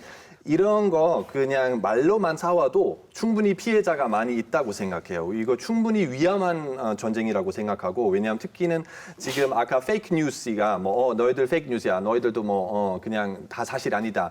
왜냐하면 바로 첫 번째 제일 중요한 피해자는 바로 사실이야. 팩트야. 왜냐하면 사람들 더 이상 비판 아니면 그냥 구별 제대로 못한다면 뭐가 팩트인지 뭐가 거짓말인지 그럼 사람들 다 자기 마음대로 팩트 만드는 거야 아니면 자기 마음대로 믿는 거야. 그래서 그럼 더 이상 언론 필요 없잖아요. 더 이상 사람들 리서치 안 해도 되고 뭐 뭐가 사실인지 뭐가 아닌지 구별 어차피 상관없다면 모든 사람 자기 사실만 만들면 된다면 이거는 정말 아주 위험한 전쟁이라고 생각하고 그것 때문에 그냥 말로만 싸웠다고 말해도 저는 조금 그래도 뭐 충분히 말로만 싸우는 전쟁도 충분히 위험하다고 말하고 싶어요. 그런데 그 부분은 이제 트럼프에 관련된 사실은 영역에 좀 더 가깝고요. 왜냐하면 가짜가 아닌 사실을 가짜라고 이제 낙인 찍어버리는 걸 대통령이 하는 거니까 그건 허위죠. 그래서 그거는 다른 문제고 지금 이제 언론 전쟁이라는 표현이 과했느냐라고 하는 이제 그런 정도의 이야기잖아요. 그리고 그 바탕이 되는 세무조사 자체가 부당한 거였느냐라고 하는 그런 근본적인 문제예요. 이거는 세무조사의 온당성에 관련된 논쟁이 진행됐어야 되는데 거기에 대해서 굉장히 과한 방어를 하고 있는 언론에 대해서 약간 강해 보이는 발언을 한 장관의 목소리가 이제는 논쟁의 중심으로 옮겨져 버린 거예요. 이건 언론의 의도대로 그대로 흘러가 버린 이제 그런 케이스라고 볼 수가 있는 거죠. 그럼 세무조사가 부당했느냐? 그 당시 국민과 현직 기자의 86.9%가 세무조사를 찬성하고 있었어요. 이유가 뭔지 아세요? 1997년 IMF를 겪었던 당시 상황입니다. 우리나라 기업들이 대부분 부실 기업이었기 때문에 제대로 된 세무조사 세무 기준이나 기업 기준들을 세워가지고 부실 기업들을 정리하고 있었던 상황이에요. 그게 우리나라 경제를 살리는 상황이었는데 왜 그거보다 훨씬 더 부실한 언론 기업들은 대상이 안 됐어야 되느냐라는 거죠. 이 시장의 합리화라는 측면에서 당연히 온당한 그런 조사의 과정이었었는데 그걸 부당한 것으로 바꿔내는 언론 자유라는 미명하에 그런 식의 일들이었고요. 또 한 가지를 얘기를 하면 사실은 그 당시에 언론 시장이라고 하면 대단히 비합리적인 시장이 되고 있어요. 왜냐하면 돈 되는 시장이기 때문에 온갖 이상한 부당한 경쟁들이 많았습니다. 무가지 경쟁부터 해서요. 지구건들끼리 서로 칼 들고 찔러 죽이는 그런 사건까지 났었던 게 1996년의 일이에요. 그러니까 이 시장을 합리화하는 단계에서 쓸 수 있는 말씀처럼 합리적 방법들을 사용을 하는 거죠. 근데 또 웃긴 건 1997년에 한나라당의 이해창 후보가 여러분들도 아실 만한 대단히 극단적인 발언을 기자한테 했어요. 자기한테 비판적인 기사를 쓴 사람을. 제가 이게 잘릴지 모르겠으니까 안 할. 방송용으로는 도저히 옮길 수 없는. 정말로 어떻게 이분 이런 말을 했을까 싶을 정도. 사실 그것도 다 인정했습니다. 편집 각오하시고 한번 말씀해 보시죠. 창자를 뽑아버리겠다는 발언을 했어요. 씨를 말려버리겠다는 발언을 했습니다. 근데 그거는 보도가 거의 이루어지지 않았어요. 그다음에 또 한 가지가 99년에 나왔던 일인데 한나라당 그 이해창 후보의 대책본부에서 언론을 어떻게 집권 후에 통제할 것인가라는 문건이 폭로가 됐습니다. 이거 대부분의 언론사에서 보도 안 했어요. 아무리 집권이 아닌 자라고 하더라도 집권 가능성이 높은 야당의 한 지도자가 만들어낸 이 형태가 보도가 안 됐습니다. 이거 얼마나 비일관적인 일이에요. 중요하지 않은 팩트이기 때문에 그러니까 그들에게 보기에는 이것은 중요하지 않거나 혹은 중요한데 알려지면 안 되는 정보예요. 그러니까 그게 게이트키핑이죠. 문지기예요. 그러니까 정치나 혹은 사회적으로 벌어지고 있는 중요한 일들 중에서 국민이 알아서 좋을 게 없어라고 자기들이 판단하는 거는 그냥 없는 걸로 만들어버리고 그다음에 이거는 부풀려서라도 국민들이 어떤 느낌을 갖도록 해줘야 돼. 이런 거는 여특권처럼 엄청 이렇게 이상하게 만들어서 알려주는 거죠. 그러니까 한국 사회를 그 언론들이 지배해왔다고 저는 생각해요. 지난 수십 년간요. 적어도 민주화 이후에 거의 최근까지 미디어를 둘러싼 기술적 환경이 변화되기 전까지는 저는 한때는 저 개인적으로는 우리나라가 절망적이라고 생각했거든요. 이거는 헤어날 방법이 없다. 현직 대통령도 어떻게 하지 못한다. 그 대통령이 퇴임하고 나면 죽는다. 그럼 누가 덤비겠냐 여기에. 그래서 제가 한 7, 8년 전만 해도 절망적이다 그렇게 생각했어요. 근데 이제 최근에 와서 대한 미디어들이 생기면서 이제는 좀 극복할 수 있겠다는 이제 희망도 좀 가지고 있는데요. 무서운 거죠. 저는 역사책에서 보던 거예요. 이게 다 옛날에 우리 이 원관들이 어떤 충신을 무고해서 역적으로 남이장군, 예? 우리 남이섬에 가면 남이장군 이름 붙어 있잖아요. 남이장군이 그 한시에 글자 하나 바꿔서 모함해서 예, 사형시킨 거잖아요. 그 조광조 뭐 조선시대에 보면 뭐 나뭇잎에 꿀 발라가지고 벌레가 파먹게 해서 그걸로 그 무고해서 죽였잖아요. 그 일을 언제든지 할 수 있어요. 이 지난 시기의 언론 환경에서는 몇몇 언론사의 사주들이 담합하면요 한 사람을 죽이는 게 일도 아니에요. 무서운 거죠. 토론자를 못 구하는 거예요. 그러면 노무현 대통령 같은 스타일은 못 참는 거예요. 그런 상황을. 내가 죽어도 죽으면 죽지. 이 상황에서 내가 비굴하게 잘 보이려고 애쓰면서 그들에게 그렇게 살진 않겠다. 그래서 그 민주당 대선 후보 국민 경선할 때 언론에게 비굴한 대통령은 되지 않겠습니다. 딱 얘기를 하고 조선 동안은 국민 경선에서 손을 떼라 그렇게 선언을 하잖아요. 문학적으로 전쟁이죠. 문학적으로 전쟁인데 실체적으로 보면 무릎 꿇지 않겠다는 거예요. 나는 무섭긴 한데 아무리 무섭다 하더라도 내가 무릎 꿇고 니들한테 잘 보여서 대통령 되는 길을 나는 가지 않겠다라는 선언이거든요. 그거 진짜 용감한 거예요. 그거는 진짜 아무나 못할 일이고 그렇기 때문에 노무현이라는 정치인이 집중포화를 받은 거죠. 물론 그분이 완벽하고 무결점인 사람인데 부당한 공격을 받아서 그게 아니에요. 그렇게 공격받을 수 있는 빌미도 엄청나게 제공했고요. 그 전략 전술적으로 오류라고 평가할 만한 그런 선택들도 많이 하셨어요. 예, 우리도 옆에서 막 말리고 그랬던 적도 많으니까요. 그러나 도대체 무엇 때문에 그 싸움을 했던 것인가를 들여다보면 예, 그 미워할 수는 없죠. 당시 세무조사 관련된 뭐 이런 언론과의 전쟁 선포 발언은 뭐 아주 그냥 심플하게 생각하면은 비정상적인 언론을 정상화하기 위한 아주 그냥 기본적인 첫 단계 정도로 사실은 받아들이면 되는데 그렇지 못했다는 거. 그렇죠. 예, 언론 길들이기와 이쪽에서도 역시 전쟁으로 받아들였다는 거. 그렇죠. 그렇죠. 그러니까 언론의 영향력이 진짜 대단한 게 저도 오늘 이 방송하기 전까지 이 세무조사로 길들이려고 했다고 오늘날까지 생각하고 있었어요. 근데 세무조사를 받지 않는 게 특혜였던 거 아니겠습니까? 그렇죠. 저는 솔직히 오늘 방송하면서 이거를 지금 자각하고 있는 상황입니다. 항상 방송하면서 하나씩 돈 내고 가요. 묘한 물타기들이 지금까지도 계속해서 진행이 되거든요. 본질을 가리는. 물론 이거를 활용해서 정권이 뭔가 좀 더 순치시키려고 한다는 의도에 대해서 생각할 수도 있어요. 그런 의욕도 가질 수 있고. 하지만 적어도 명분은 합법적인 명분들이고 실제로 지체되어 왔던 어떤 정의의 실현이라고 볼 수가 있는 건데 그거를 말의 어떤 싸움으로 그냥 금방 바꿔버리고 자신의 이익들을 지키는 그런 형태로 취하는 거. 이건 언론들이 굉장히 자주 쓰는 그런 기법이란 말이에요. 근데 저는 사실 경향신문 같은 경우도 되게 실망스러웠던 게 이런 걸 어떻게 비민주적 반헌법적 발상이라고까지 끌어올려가지고 싸울까. 저는 그 누가 썼는지도 짐작이 돼요. 평소에 그 신문들을 꼼꼼히 칼럼이나 논설위원들 글을 이제 본 사람이라면 이 사설을 누가 썼을까 짐작 가능하거든요. 그러니까 그 뭐랄까요? 그러니까 뭐 진보 보수 상관없어요. 저는 그렇게 생각해요. 진보냐 보수냐 이런 것은 중요한 문제가 아니다. 이제 진보든 보수든 자기 자신에 대해서 얼마나 거리감을 가지고 보느냐. 이게 지식인 언론인에게는 무지무지 중요한데 이 원칙을 지키지 못하는 것이 보수 진보 어느 한쪽만은 아니다. 그건 정치 노선이나 인연과 상관없이 인간이라면 누구나 빠질 수 있는 함정. 예, 그거임을 새삼 느끼게 해주는 그런 지위나 직위와 자신과의 거리를 두지 않는다. 심지어는 자기의 생각에 대해서도요. 그러니까 언론 지식 유통에 종사하는 분들, 정보 유통에 종사하는 분들은 자기가 생산하는 정보에 대해서도 내가 쓰고 나면 곧장 나하고 분리되잖아요. 우리가 모니터에 글을 치면 모니터에 치기 전까지는 여기 내 거였는데 일단 모니터에 딱 문장이 뜨면 그 대상이 돼요. 그때부터는 이 내가 만들어낸 이 대상과 창조주인 나 사이에 거리가 생기잖아요. 그 일정한 객관적 거리를 두고 그걸 자기 비판적으로 볼 수 있어야 돼요. 객관화. 예. 그게 되게 어려운 일이거든요. 정치하는 사람들도 어려워하고요. 그 지식인들도 어려워하고 저도 왕왕 그런 오류를 저지르기도 하거든요. 그러니까 내가 쓴 글에 내가 빠지는 거야. 예. 그래서 이런 글을 쓰는 거지 나쁜 의도가 있어서 이렇게 쓴 건 아니라고 저는.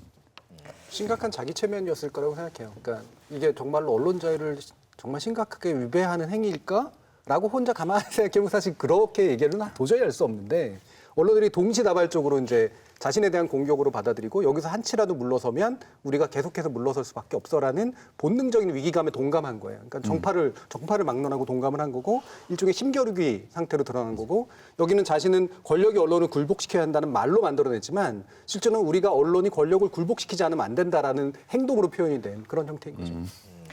아, 살벌해요. 이 싸움은요. 최고 권력과 최고 권력 사이의 갈등이에요. 근데 한쪽은 교체되는 권력이고 견제받는 권력이고 한쪽은 교체되지도 선출되지도 견제받지도 않는 권력이고 이 싸움 누가 이기겠어요? 당연히 후자가 이기죠. 예. 그래서 지금도 아무도 안 덤비는 거예요. 지금도요 정치인들이 온갖 추문이 터져도 말 안 하잖아요. 아주 몇몇 소수 정치인들만 그 언론사 사주들의 비리나 이런 거에 대해서 얘기하지 얘기 안 해요. 지난번에도 표창 의원 나오셨는데 굉장히 양순하시더라고요. 언론에 대해서. 무섭거든요. 네, 무서워요. 너무너무 무서운 일이기 때문에 전 정치인들이 그렇게 하는 거 비겁하다고 생각하지는 않아요. 무섭죠, 당연히. 기성 언론에 대한 노무현 대통령의 불신, 집권과 함께 동시에 어떻게 보면 언론 개혁을 바로 시작하고 나섰는데요. 그 처음에 그 취임 사흘 앞둔 2003년 2월 22일에 오마이뉴스와 단독 인터뷰를 진행해서 파격행보다 이렇게 언론사 입장에서는 다 받아들였습니다. 그때 기억들, 네. 임기 초반부터 사실 언론 개혁이 시작됐다고 할 수 있는데요. 그러니까 노무현 대통령 취임 이틀 전에 단독 인터뷰를 언론사와 가졌거든요. 그런데 그 단독 인터뷰를 가진 언론사가 당시만 해도 생긴 지 2년밖에 안 되는 온라인 매체 오마이뉴스였습니다. 굉장히 파격 행보였는데 이 인터뷰를 한 같은 날에 대통령직 인수위원회가 청와대 기자실 운영 계획을 발표하는데요. 기존에는 청와대 출입 기자단만 청와대 취재를 할 수 있었는데 기자단뿐만 아니라 모든 언론에 취재를 가능하도록 개방을 한 겁니다. 이른바 개방형 브리핑 제도라는 건데요. 이게 몇 가지 특징이 있습니다. 기존에 기자실이 있었는데 기자실을 없애고 모든 기자들이 사용할 수 있는 브리핑룸으로 개편을 하는 것이고요. 기자가 이렇게 늘어나니까 취재 활동의 양도 늘어나지 않습니까? 그래서 사무동으로 출입을 금지시키고 대신에 각종 사안이 발생할 때마다 담당 공무원이 브리핑룸으로 와서 공식적으로 설명을 하는 그런 제도를 만들게 됩니다. 이렇게 개방형 브리핑 제도를 실시를 하니까 그 청와대 출입 기자가 DJ 정부 때는 80명 정도였는데 노무현 대통령 때 300명으로 늘어났다고 합니다. 그래서 처음에는 이제 청와대부터 시작을 했고, 그다음에 2003년 4월쯤에는 문화체육관광부가 도입을 했고요. 그다음에 2004년 상반기까지는 거의 대부분의 정부 부처가 개방형 브리핑 제도를 도입을 하게 됩니다. 오마이뉴스와의 일단 그 대담, 특별 대담 관련해서 기사가 나왔을 때 청와대 정부 가판 신문 구독 금지, 기사 좀 빼달라는 소주 파티 안에 정권과 언론의 유착 관계 끊겠다 이런 의지를 피력을 했습니다. 예전에 다 저렇게 해왔던 게 문제가 많았다. 네, 저거 혁명적인 거였죠. 우선 가판 구독 금지 조치는 뭐였냐면 그때가 조간 신문 체제 때예요. 아침 신문들이 이제 유력 일간지들이 다 대부분 아침에 나올 때인데, 그러니까 밤에 한 10시쯤 되기 전에 그 신문을 초판 찍어서 가판이라고 그래서 지금 그렇게 없어요, 다. 그 광화문 앞에 가면 신문사 앞에 제일 가까운 가판대 제일 먼저 나올 거 아니에요. 그럼 정부 부처의 모든 부처의 공무원들이 거기 공보실 직원들이 대기하고 있어, 가판 나올 거를. 가판이 나오면 얼른 사가지고 갖고 가는 거예요. 가서 자기 부처 관련된 거가 까이는 게 낫나 안 낫나를 이렇게 보는 거예요. 그래서 까이는 게 낫잖아요. 그때부터 이제 국장들은 퇴근 못하고 기다리고 있다가 사회부에 뭐가 났다. 그러면 사회부장한테 전화해가지고 저녁밥을 먹어야 돼요. 그래갖고 가서 멀리 가고 뭐하고 이래가지고 사회부장이 듣고 좀 그렇네. 근데 국장하고 얘기해 볼게요. 그래서 국장하고 얘기해서 그래? 그러면 지방판에 빼. 그러면 이제 그다음에 정식 인쇄될 때 그게 빠지잖아요. 그러면 그 공보관은 가서 이제 장관님한테 칭찬 듣고 그렇잖아요. 그리고 이제 그 과정에서 우리 그 정부 광고 뭐 5단통 광고 몇 개 하고 뭐 이런 것도 왔다 갔다 하고요. 이제 그거를 노대통령이 하지 말라 그러는데 계속 하고 있으니까 아예 이제 가판 신문을 구독하는 것 자체를 금지해 버린 거예요. 공무원들 만세 불렀어요. 공보관실 공무원들이 이제 정상 퇴근해도 돼요. 그리고 다른 공무원들도 언제 공보관실에서 전화 올지 몰라. 퇴근해놓고도. 그러니까 술 먹다가 말고 다시 불려 들어와요. 뭐 해명 자료 내고 뭐 하고 하더라고. 그러니까 그거 싹 없어지니까 공무원들 너무 좋아했고요. 두 번째는 이 개방형 브리핑 제도는 왜 했냐 하면 인수위 시절인데 이게 그전에도 계속 그런 일이 있었어요. 기자분들이 인수위 사무실에 막 다니는 거예요. 이렇게. 그래갖고 뭐 이제 좀 기밀을 요하는 이런 걸 작성하다 기자가 들어 확 덮는 거야. 생각해봐요. 인수위원이 문서 작업을 하다가 기자가 나타나면 이걸 빨리 덮는 거예요. 이렇게. 안 보여주려고. 덮고 싶죠. 예. 근데 이제 이 사람이 문서 작업을 하다가 잠깐 나갔어요. 화장실에 갔다. 그럼 그때 쓱 들어도 없잖아요. 쓱 제목부터. 쓱 가져가는 거. 그렇죠. 가져가서 특종 이래가지고 뭐 인수위 무슨 방침 확정 이래갖고 막 내보내는 거야. 굉장히 허술했네요. 허술한 게 아니고 그걸 막을 수가 없었어요. 이게 기자 근성을 나타내는 어떤 한 예로 네. 네, 여겨지기도 했었어요. 예, 그걸 해야 기자예요. 조폭이요. 예, 그걸 해야 기자지. 그러니까 노 대통령이 당선인 시절부터 이 문제의식을 너무 심각하게 느끼고 있었어요. 그래서 우리 숄츠 선생님 잘 아시겠지만 독일 가면 정당이나 정부기관이나 다 그렇게 돼 있잖아요. 프레스 카드 받으면 출입은 할 수 있고 그다음에 카페에 있고 막 라운드 테이블들 쫙 넓은 홀에 놓여 있고요. 그다음에 안쪽으로 사무실 진입로에는 통제가 돼 있죠. 거기서 프레스 카드 내고 보여주고 들어가서 차 사서 자기 돈으로 차 사고 밥 사서 먹고 마시다가 어떤 공무원하고 이제 만나서 취재해야 되면 전화해서 거기서 봅시다 하면 공무원이 내려와서 거기서 만나고 다시 올라오고 이 사람은 기사 쓰고 다음에 취재하러 딴 데 가고 그래요. 어디 와서 자기 방이라고 만들어가지고 자기 사물도 갖다 놓고 기자실에 자기 자리 만들어 놓고 거기 상시 아침 저녁으로 죽치면서 아무데나 공무원들 일하는 공간에 슬슬 다니면서 김 선배 이 선배 이러면서 문서 집어가고 이게 국가기관에서 있을 수 없는 일이에요 기본적으로. 근데 그거를 막은 거예요. 그러니까 기자분들은 이 반세기 동안 해오던 일을 못하게 지금 막은 거 아니에요. 그러니까 이걸 언론 탄압으로 본 거죠. 노 전 대통령 전에는 문제 제기하는 사람이 있었더라 하더라도 감히 어떻게 감히 언론을 상대로 그런 걸 해요. 언론 학자들은 사실은 언론 개혁의 중요한 부분 중에 하나로 기자실과 출입처 제도 폐지를 계속해서 얘기해 왔거든요. 왜냐하면 독특한 한국적 시스템이기 때문에 물론 일본하고 좀 공유하고 있는 그런 시스템이고 솔직히 잘 아시겠지만 서구권에서는 절대 찾아볼 수 없는 그런 제도죠. 기껏해야 기자들이 송고할 수 있는 어떤 시스템 정도를 갖춰주는 그런 방식이고 이런 식으로 기자실이라고 하는 폐쇄적인 방이 만들어 심지어 자기도 하고 그러잖아요. 거기서 경찰이나 이런 데 가면 자기도 하고 자기들끼리 끈끈한 또 기자들 간의 어떤 풀단 사이의 어떤 대단히 폐쇄적인 어떤 클럽의 형태로 존재를 하고 그다음에 거기서 출입처에 있는 취재 대상과 기자가 한 몸이 되는 사실은 영역이에요. 근데 이거를 지금도 이 당시의 것들을 기억하면서 잘못했다라고 얘기하는 기자들의 이야기를 들어보면 저는 약간 놀랄 노자인데 이건 한국만의 문화다. 되게 자랑스러워해요. 그리고 출입처하고, 그러니까 출입 대상하고, 그러니까 취재 대상하고 취재자가 이렇게 가까이 있는 것 자체가 금기시돼야 되는 게 사실 언론의 금도인데 그렇죠. 이게 원활한 소통이다라는 식으로 스스로를 대단히 막 방어합니다. 아직도 이와 같은 생각을 가지고 있다는 게 전 너무나 놀라운 이제 그런 일이거든요. 이건 언론학의 교과서에서도 좀 당연히 말도 안 되는 일일 뿐더러 어떻게 이걸 문화라는 말로 긍정적으로 표현할 수 있는지 상당히 개탄스러운 일이죠. 사실 아까도 얘기했던 것처럼 이거는 정말 어떤 엘리트 클럽이었잖아요. 그래서 쉽게 말하면 이 클럽 멤버들 당연히 이 클럽 없어지면 아니면 이 문 열어야 된다면 별로 기분이 안 좋은 게는 인간적으로 이해할 수 있거든요. 왜냐하면 여러 가지 혜택이 있었기 때문에 이 사람들한테. 사실 사람들 많이 말했던 거 이거 인포메이션 카텔이라고 그랬어요. 그래서 이 정부 뭐 카텔 이름까지만 생각해 보면 별로 좋은 느낌 아니잖아요.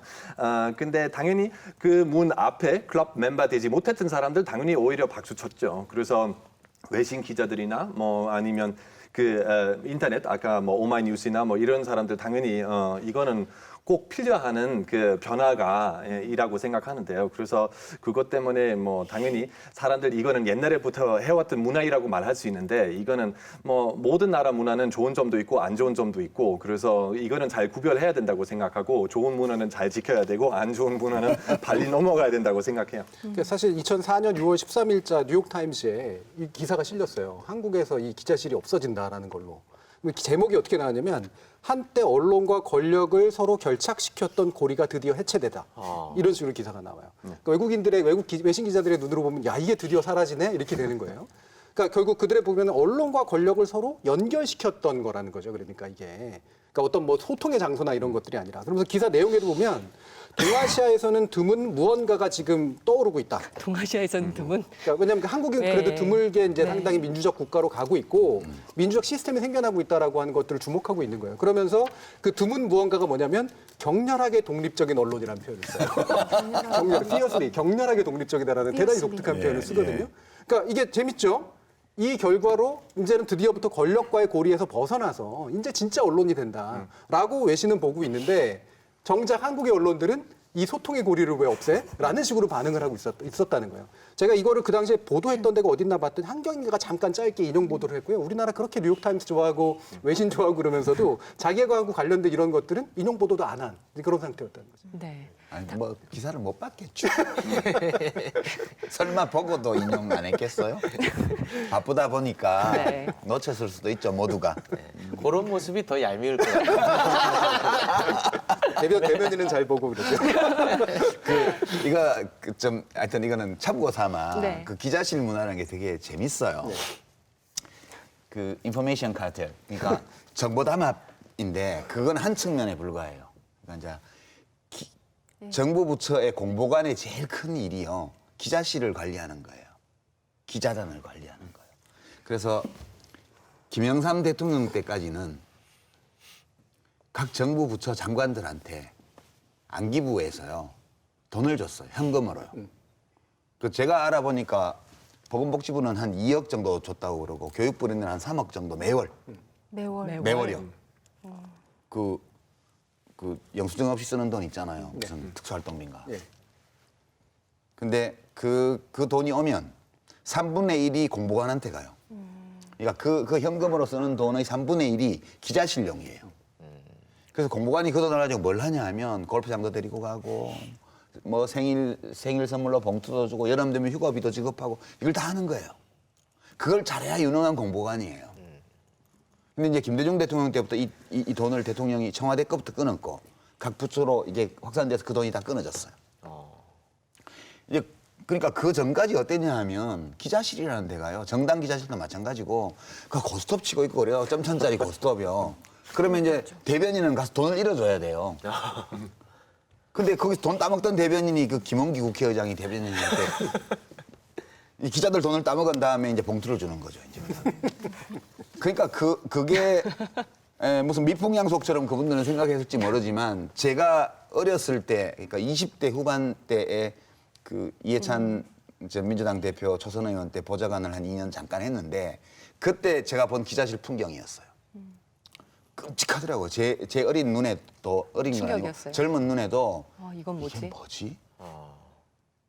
그리고 제가 국회의원을 할 때 장관을 할 때 제가 40대 후반이었는데 저보다 한 20살쯤 어린 기자가 와서 유선배 이러는 거예요. 그 속으로 내가 웬 이선배야?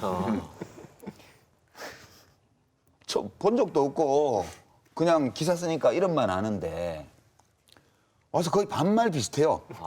유선배 이러면 나중에 알아보니까 그게 기자들은 그렇게 키우는 거래요. 후배 기자들을 대충 맘먹고 그다음에 뭐 나이 많으면 뭐 김선배 이선배 하고 속으로 내가 웬 이선배냐? 이렇게 생각하지만 표시내면 안 되잖아. 김 기자 왔어요? 그래서 선배로 불리시는 거는 높은 지위란 얘기입니다.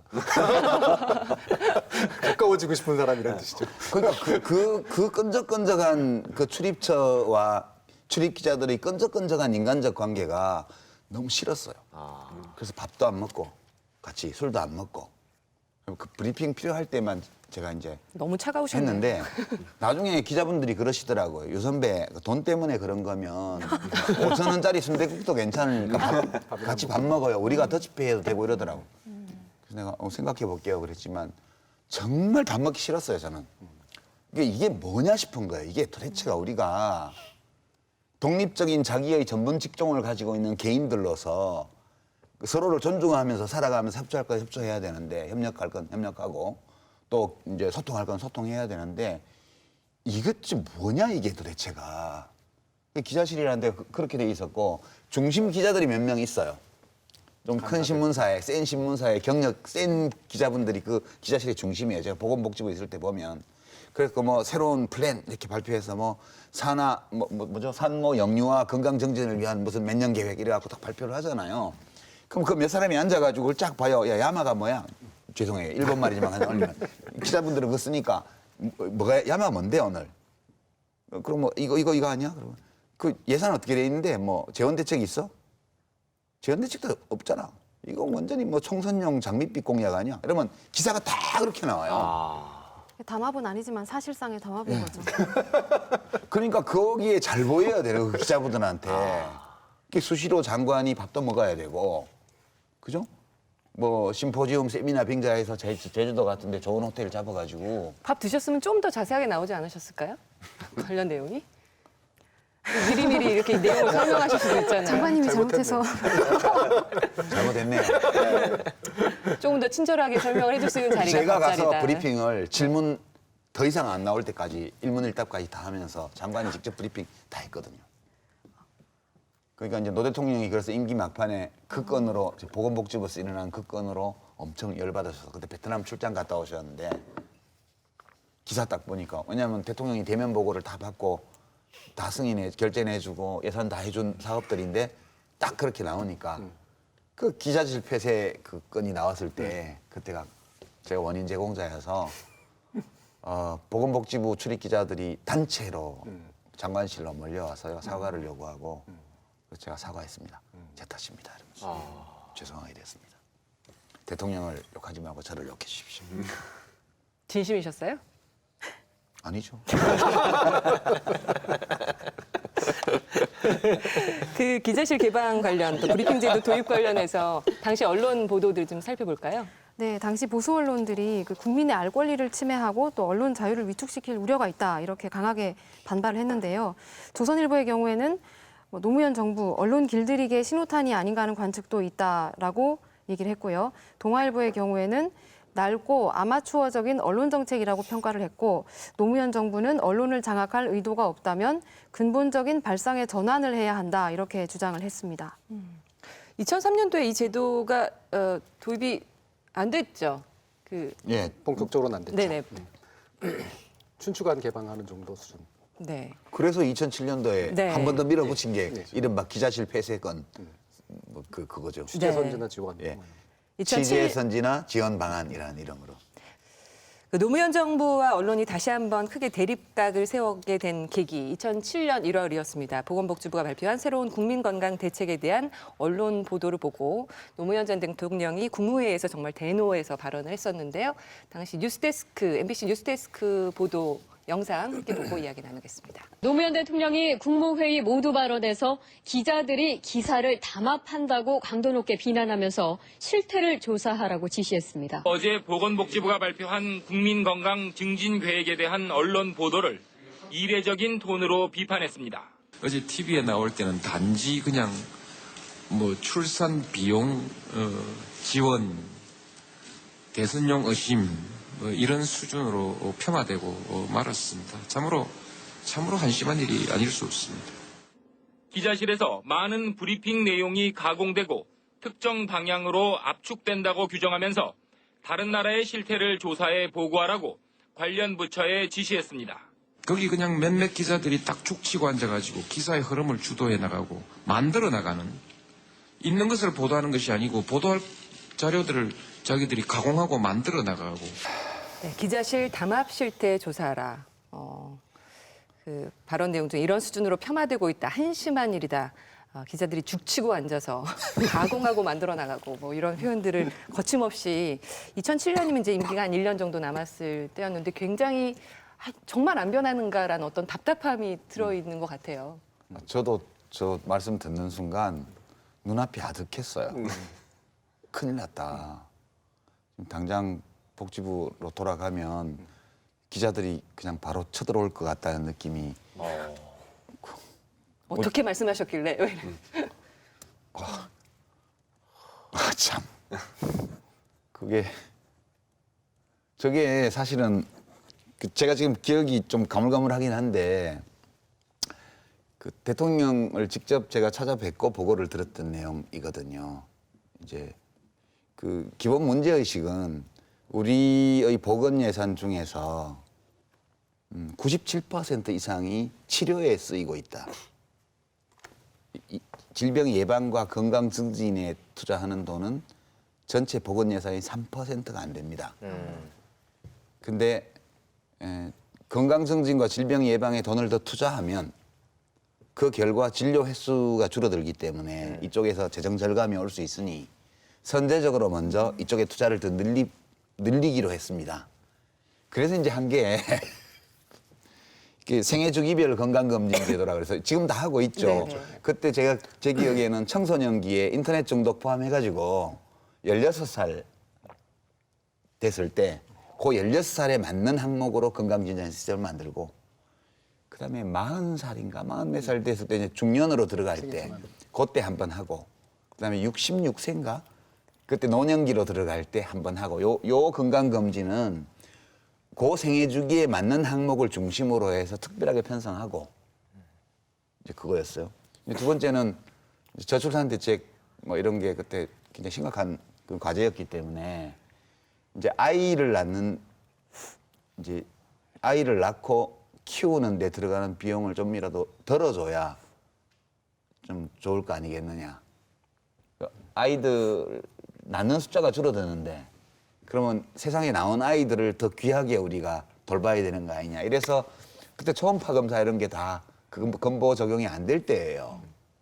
그래서 이제 태아 초음파 검사 포함해가지고 산모의 건강 증진을 위한 또 태아의 건강 증진을 위한 서비스들을 좀 강화하고 그다음에 어린이들이 중병에 걸려서 입원할 때 그때 어린이들만이라도 아기들만이라도 그 치료비 부담을 줄여줘야 된다고 해서 5세 미만 아동에 대해서는 입원 진료비를 거의 무료로 하는 이제 그런 것을 포함해서 이제 종합대책을 대부분 이제 정부 일반 회계 예산이 들어가는 게 아니고 건강보험 재정 자체를 구조조정해서 건강 투자 쪽에 비중을 늘리는 그런 계획을 보고를 드렸던 거예요. 그 대통령이 너무 좋아하셨거든요.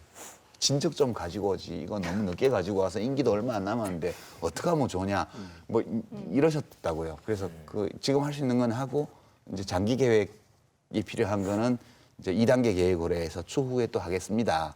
그렇게 해서 되게 기분 좋게 보고를 받으시고 격려를 많이 해주셨거든요. 언론 보도에도 그렇게 나올 거라고 예상을 했고 이건 정말 좋은 거니까. 근데 딱 베트남인가 출장 갔다 오셔서 보도를 딱 보니까 신문 방송 가릴 것 없이 천편일률로 그냥 재원 대책 없는 장밋빛 대선 공약 그렇게 딱 규정이 됐어요.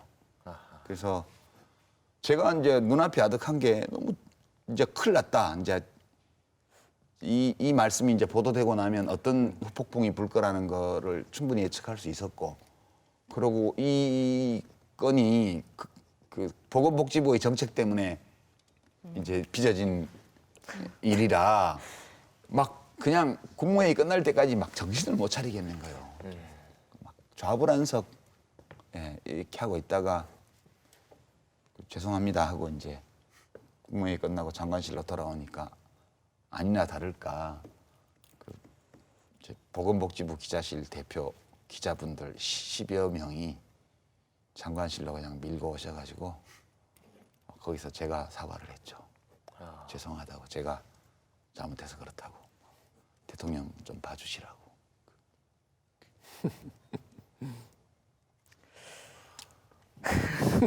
당시 언론 보도들을 좀 살펴볼까요, 송수진 기자? 네, 당시 언론들이 이 노 대통령의 발언에 대해서 담합 주장은 어불성설이다 이렇게 얘기를 했습니다.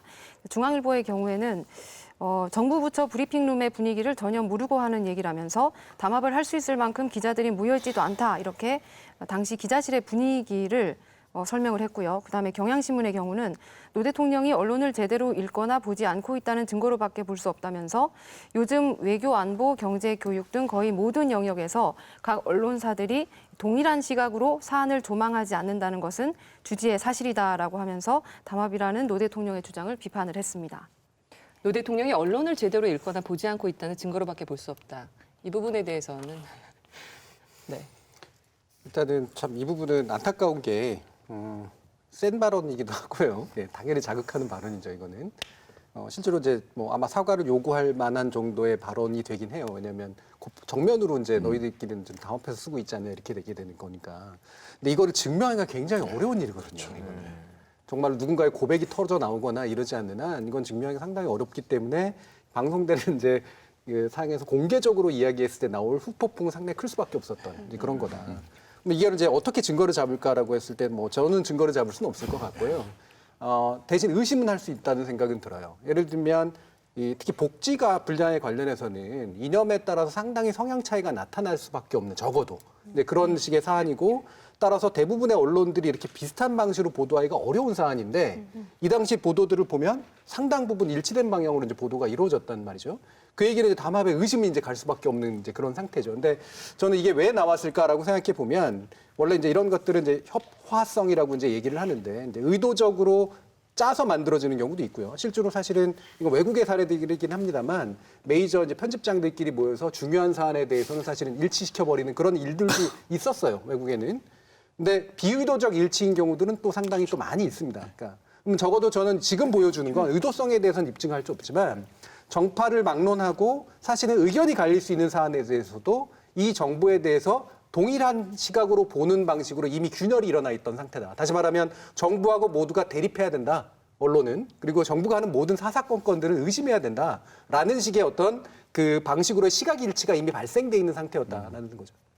그러니까 이제 대통령이 그렇게 말씀하셨더라면 더 좋았을 것 같아요. 저는 그 현장에서 그 말씀을 들으면서도 저렇게 하시지 말고 이렇게 하시면 좋을 걸 그런 생각을 했어요. 이제 그게 어떤 식이냐면 보도가 이렇게 다 나갔는데 오늘 보니 되게 마음이 아프다.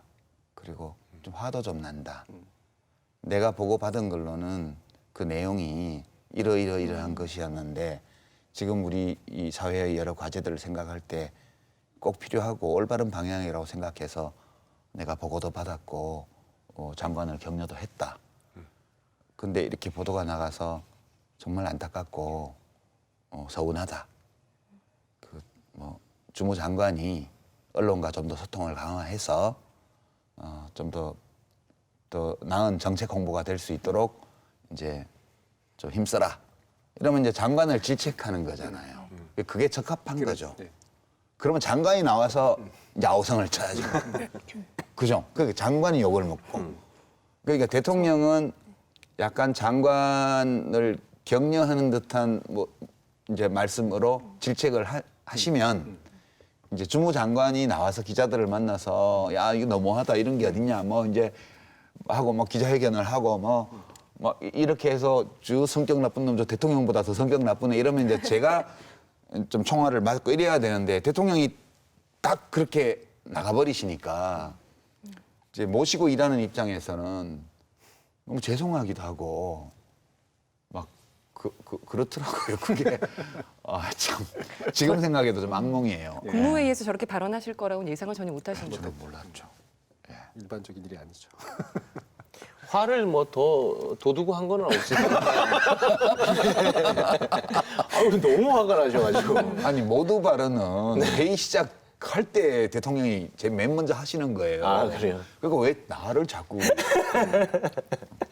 약간 그 정치가이라면 약간 이런 그 타협 많이 해야 되잖아요. 그거는 어쩔 수 없어요. 왜냐하면 100% 자기 마음대로는 절대 될 수 없어요. 대통령 얼마나 힘이 많아도 이거는 우리 언제든지 그냥 한국에서도 해외에서도 잘 볼 수 있는데, 근데 타협 제대로 못한다면 그럼 문제 계속 이런 문제가 생기고, 그래서 너무 강한 그냥 의견이 있으면, 그리고 강한 단어도 쓰고 뭐 아까 전쟁이나 아니면 담합이나 뭐 이런 강한 단어가 생기면 그때부터는 문제는 좀 커지고, 그거는 아마 약간 노무현 전 대통령이 약간 좀 약점이었어요. 제 생각에는.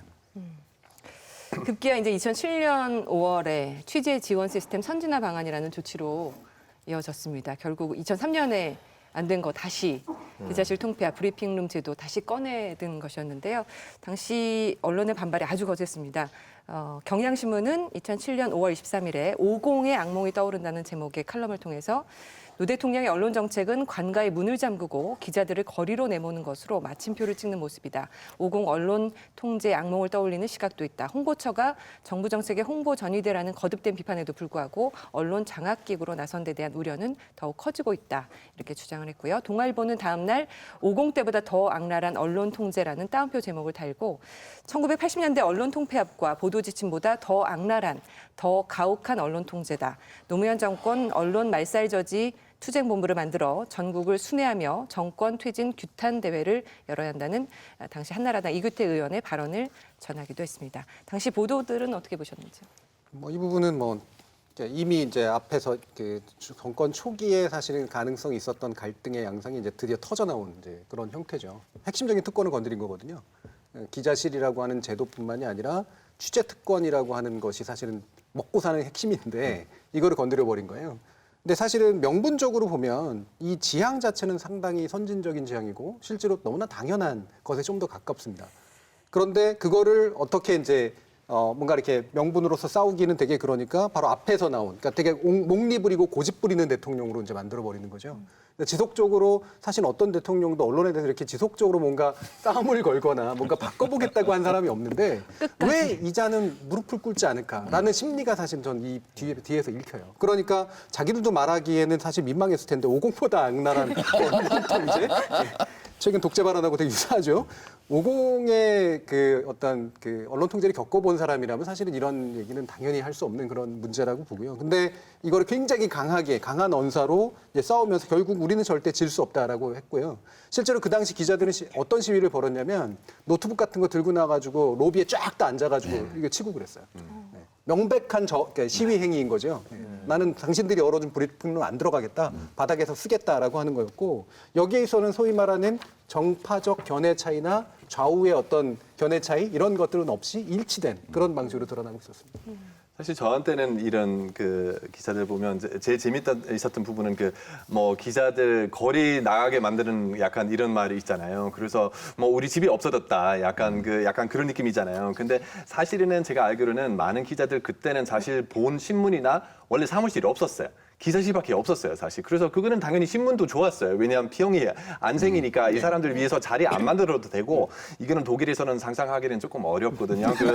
근데 그래서 신문 본사도 이런 거 싫고 왜냐하면 갑자기 추가 비용이 생기고 이 사람들 이거는 뭐 기사실 우리 집이다. 약간 이렇게 생각하는 거예요. 근데 이거는 그 신문 건물 아니잖아요. 이거는 뭐 청와대나 이거는 뭐 사실 정부 집이잖아요.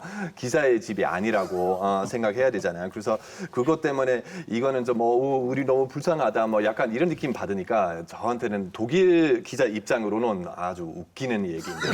솔직히 말하면. 그래서 교수님 말씀하신 대로 당연히 그 사람들 자기 뭐 특권이 있으니까 그거는 어느 정도 보호하고 모든 사람 다 그래요. 뭐 그냥 어떤 혜택이 있으면 어떤 특권이 있으면 당연히 누가는 이거 잡히려고 하면 난 이거 약간 보호하고 싶은 마음이 생길 수밖에 없는데 근데 이거는 우리 지금까지도 얘기했던 것처럼 이 기사실 진짜 그 좋은 문화도 아니고 옛날에 그 정말 그 식민지 일본 식민지였을 때 그때는 일본에서 해왔던 이런 문화인데요. 그래서 정부하고 약간 그 기자들하고 잘 지배할 수 있도록 약간 이렇게 오히려 만드는 문화인데요. 그래서 정말 좀 말이 안 된대요.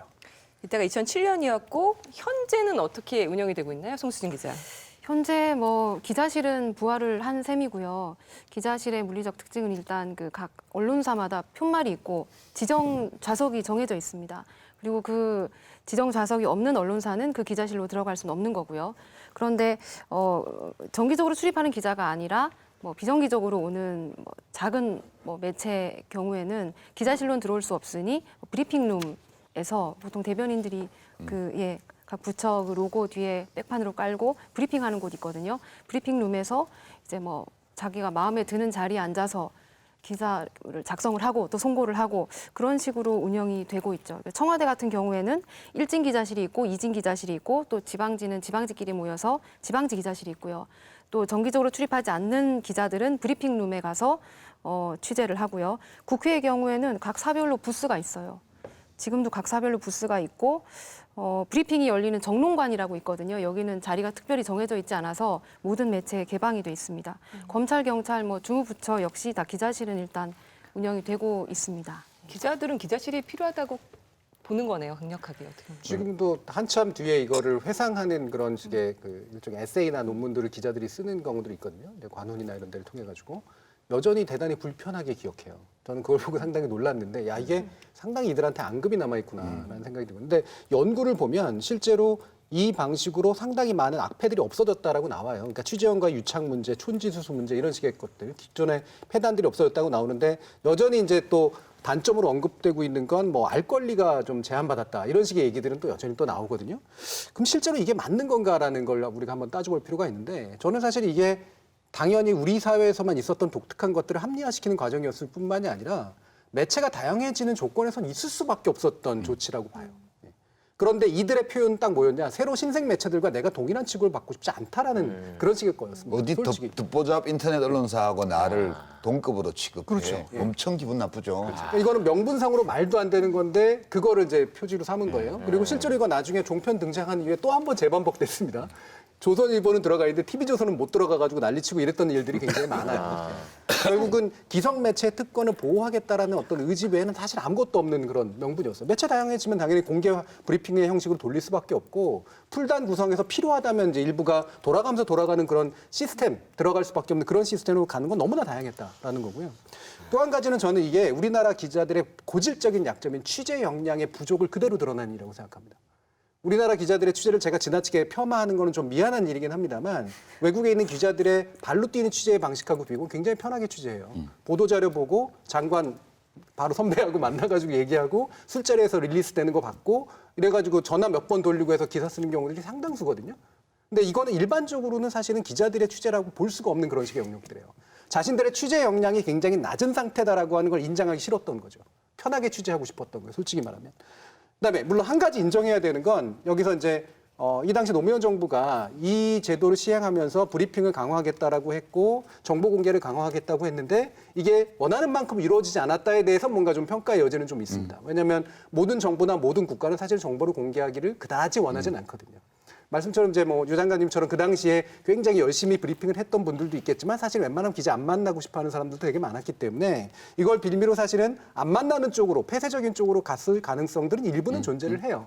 그리고 통계도 보면 브리핑이 좀 줄어들었다라는 특히 후반부로 갈수록 이런 얘기는 있습니다만 이것들이 동시에 이제 늘어나면서 이 제도를 줄이는 방식으로 좀 더 잘 이끌어갔다면 명분도 없고 실리도 충분히 얻을 수 있었던 저는 당연히 맞는 정책이라고 보는데 사실은 그 세 번째 부분에서 평가가 약간 갈리는 그런 측면은 좀 있습니다. 아니 그거는 인정을 해야죠. 그러니까 권력을 가지고 있거나 또는 정보를 생산하는 쪽은 당연히 그 정보를 다 내놓지는 않으려고 하죠. 그런 경향이 있죠.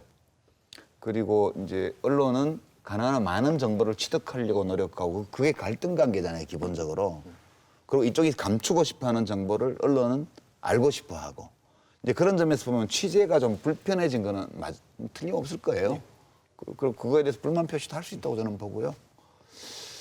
그런데 숄츠 선생님이 기자님이 되게 재밌는 얘기를 하셨는데 저 사실은 그런 의문을 갖고 있었어요. 말은 못했는데 무슨 근거로 사기업인 언론사에 공간을 내주지? 그렇죠. 정부기관이? 그러면 만약 그 비용을 언론사들이 자체 부담한다면 그 재무제표에 성적이 더 나쁠 거다. 그럼 사실상 언론사에 그 현물 서비스를 제공해 주는 건데 그러면 그건 정부 재정이 들어가는 거예요. 예산회계 법에 따라서 국회의 심의를 받아야 돼요. 근데 어느 정부 부처나 국가기관의 예산서에도 그 기자실 운영에 대해서 항목을 일목요연하게 이렇게 해서 지출이 이렇게 되고 그다음에 이 지출에 대해서 우리가 언론사에서 이렇게 돈을 받겠다 이런 건 없어요. 그러니까 결국은 국회의 예산 심의를 그냥 패스했어. 심의도 되지도 않고 누가 감히 그걸 심의하겠어요. 올린다 한들. 야, 기자실 예산 너무 많아. 깎아. 이거 누가 하겠어요. 그러니까 사실상 무상으로 건강과 각종 서비스를 그냥 제공하는 거거든요. 언론 자유를 존중해야 되지만 언론 자유를 존중해야 한다고 해서 국민 세금으로 사기업인 언론사에 그런 재정적인 혜택을 준다는 건 좀 이상하지 않아요? 저는 아주 엄밀하게 얘기하면 뇌물 제공 행위예요. 아주 너무 냉정하게 얘기하면 취재 대상과 취재자의 관계에 있어서 실제로 편의를 제공한다는 말로 뭉뚱그리고 있지만 거기에 들어간 예산이나 여러 가지 어떤 물질적인 형태로 봤을 때 이거는 편의의 제공의 형태로 뭉뚱그려진 실제로 뇌물에 가까운 거로 볼 수도 있는 겁니다. 이거. 그래서 외국 같은 경우는 물론 이 기본 편의는 이제 있긴 있지만 실제로 아까도 왜 사 먹는다 이런 식으로 얘기했는데 우리는 사실 이 당시까지만 해도 어땠냐면요. 그 취재처가 또는 출입처가 제공해주는 향응과 편의를 너무나 당연하게 생각하는 경우들이 되게 일반적이었었어요. 이를테면 지방으로 간다 그러면 지방으로 가는 버스비, 비행기 값, 그다음에 거기서 여관비, 식비 이런 거 다 대주고 그거는 기자는 딱 몸만 가가지고 홍보성으로 뭔가를 써주는 이런 방식이 너무나 당연한 거였거든요. 근데 이제 그렇게 하니까 잘 써주면 뇌물을 먹고 잘 써준 것처럼 스스로 그 자책할 수 있게 되잖아요. 그러니까 편의는 편의대로 받고 이 편의 때문에 내가 봐주면 내가 나쁜 놈이 되니까 깔 거는 더 까는 거예요. 그게 좀 묘한 구조한데 이상해요. 저는 그거 기자실을 꼭 쓴다면 돈을 내고 쓰는 게 맞다고 봐요. 언론사가. 현재 기자 입장에서 좀 얘기를 해주세요. 기자실의 필요성이라든지 지금 기자들이 공감하고 있는 내용이라든지. 네, 제가 이번 그 회차를 준비를 하면서 몇몇 일간지 기자들에게 물어봤는데요. 사실 방송보다는 일간지에서 또 다른 공간에 대한 필요성이 더 높거든요. 왜냐하면 방송은 취재를 하고 나서 이제 제작을 위해서 회사로 들어오니까요. 그래서 일간지 기자들에게 물어보니까 매체 어떤 성격이나 그런 거 다 상관없이 기자실은 있어야 된다라고 얘기를 하더라고요. 그런데 이 기자실이라고 하는 것이 예전과는 다를 거 아니에요? 예전과 그래도. 다른 예. 것이죠. 그러니까 예전에는 그 소속된 그 기자가 아니면은 외부에서는 출입이 금지된 그런 상황이었는데 지금은 그렇게까지는 지금 생각하는 건 아니고 기자실이 있고 여기서 취재 활동을 할 수 있고 뭐 외부인이 들어오든지 아니면은 뭐 다른 신생 매체가 들어오든지 그건 상관이 없는 것이고요. 그래서 그런 공간 자체는 있었으면 한다라고 공통적으로 다 얘기를 하더라고요. 그리고 지금 뭐 이사장님이나 교수님께서 말씀하신 여러 가지 이제 이전 시기에 있었던 여러 가지 사실 적폐라고 할 수 있는데 기자 언론 관행에 있어서 뭐 우르르 몰려다니면서 오늘은 무슨 국장, 오늘은 건설국장하고 밥을 먹고 내일 모레는 뭐 교통국장하고 밥을 먹고 이런 관행들은 사실 많이 사라졌거든요. 김영란법도 생겼고 했기 때문에. 그렇지만 다만 이제 출입처에 가보면 몇몇 뭐 연차도 높고 또 취재 경험도 많은 어떤 뭐 스피커라고 뭐 우리가 이제 부르는 이제 그런 그 선배들이 있기는 합니다. 그분들이 여론을 주도하는 경향이 있기는 하나 그렇지만 과거보다는 많이 개선된 건 사실이고요. 근데 기자실은 폐쇄하는 거는 저도 제 개인적인 생각으로는 맞는 것 같아요. 그렇지만 취재를 할 수 있는 공간 정도는 좀 내주시는 것도 괜찮지 않나 하는 생각이 듭니다. 네. 그 기자실 통폐합과 브리핑룸 제도 도입 외에 노무현 전 대통령이 시도한 언론 개혁 또 다른 것들을 좀 짚어본다면요. 뭐 가판 구독 금지 같은 것도 대단히 상징적인 거였었고요. 결착 관계를 깨는 거니까. 또 한 가지는 언론관계법 개정이 제일 이제 컸었습니다. 2004년에 있었던 일인데요.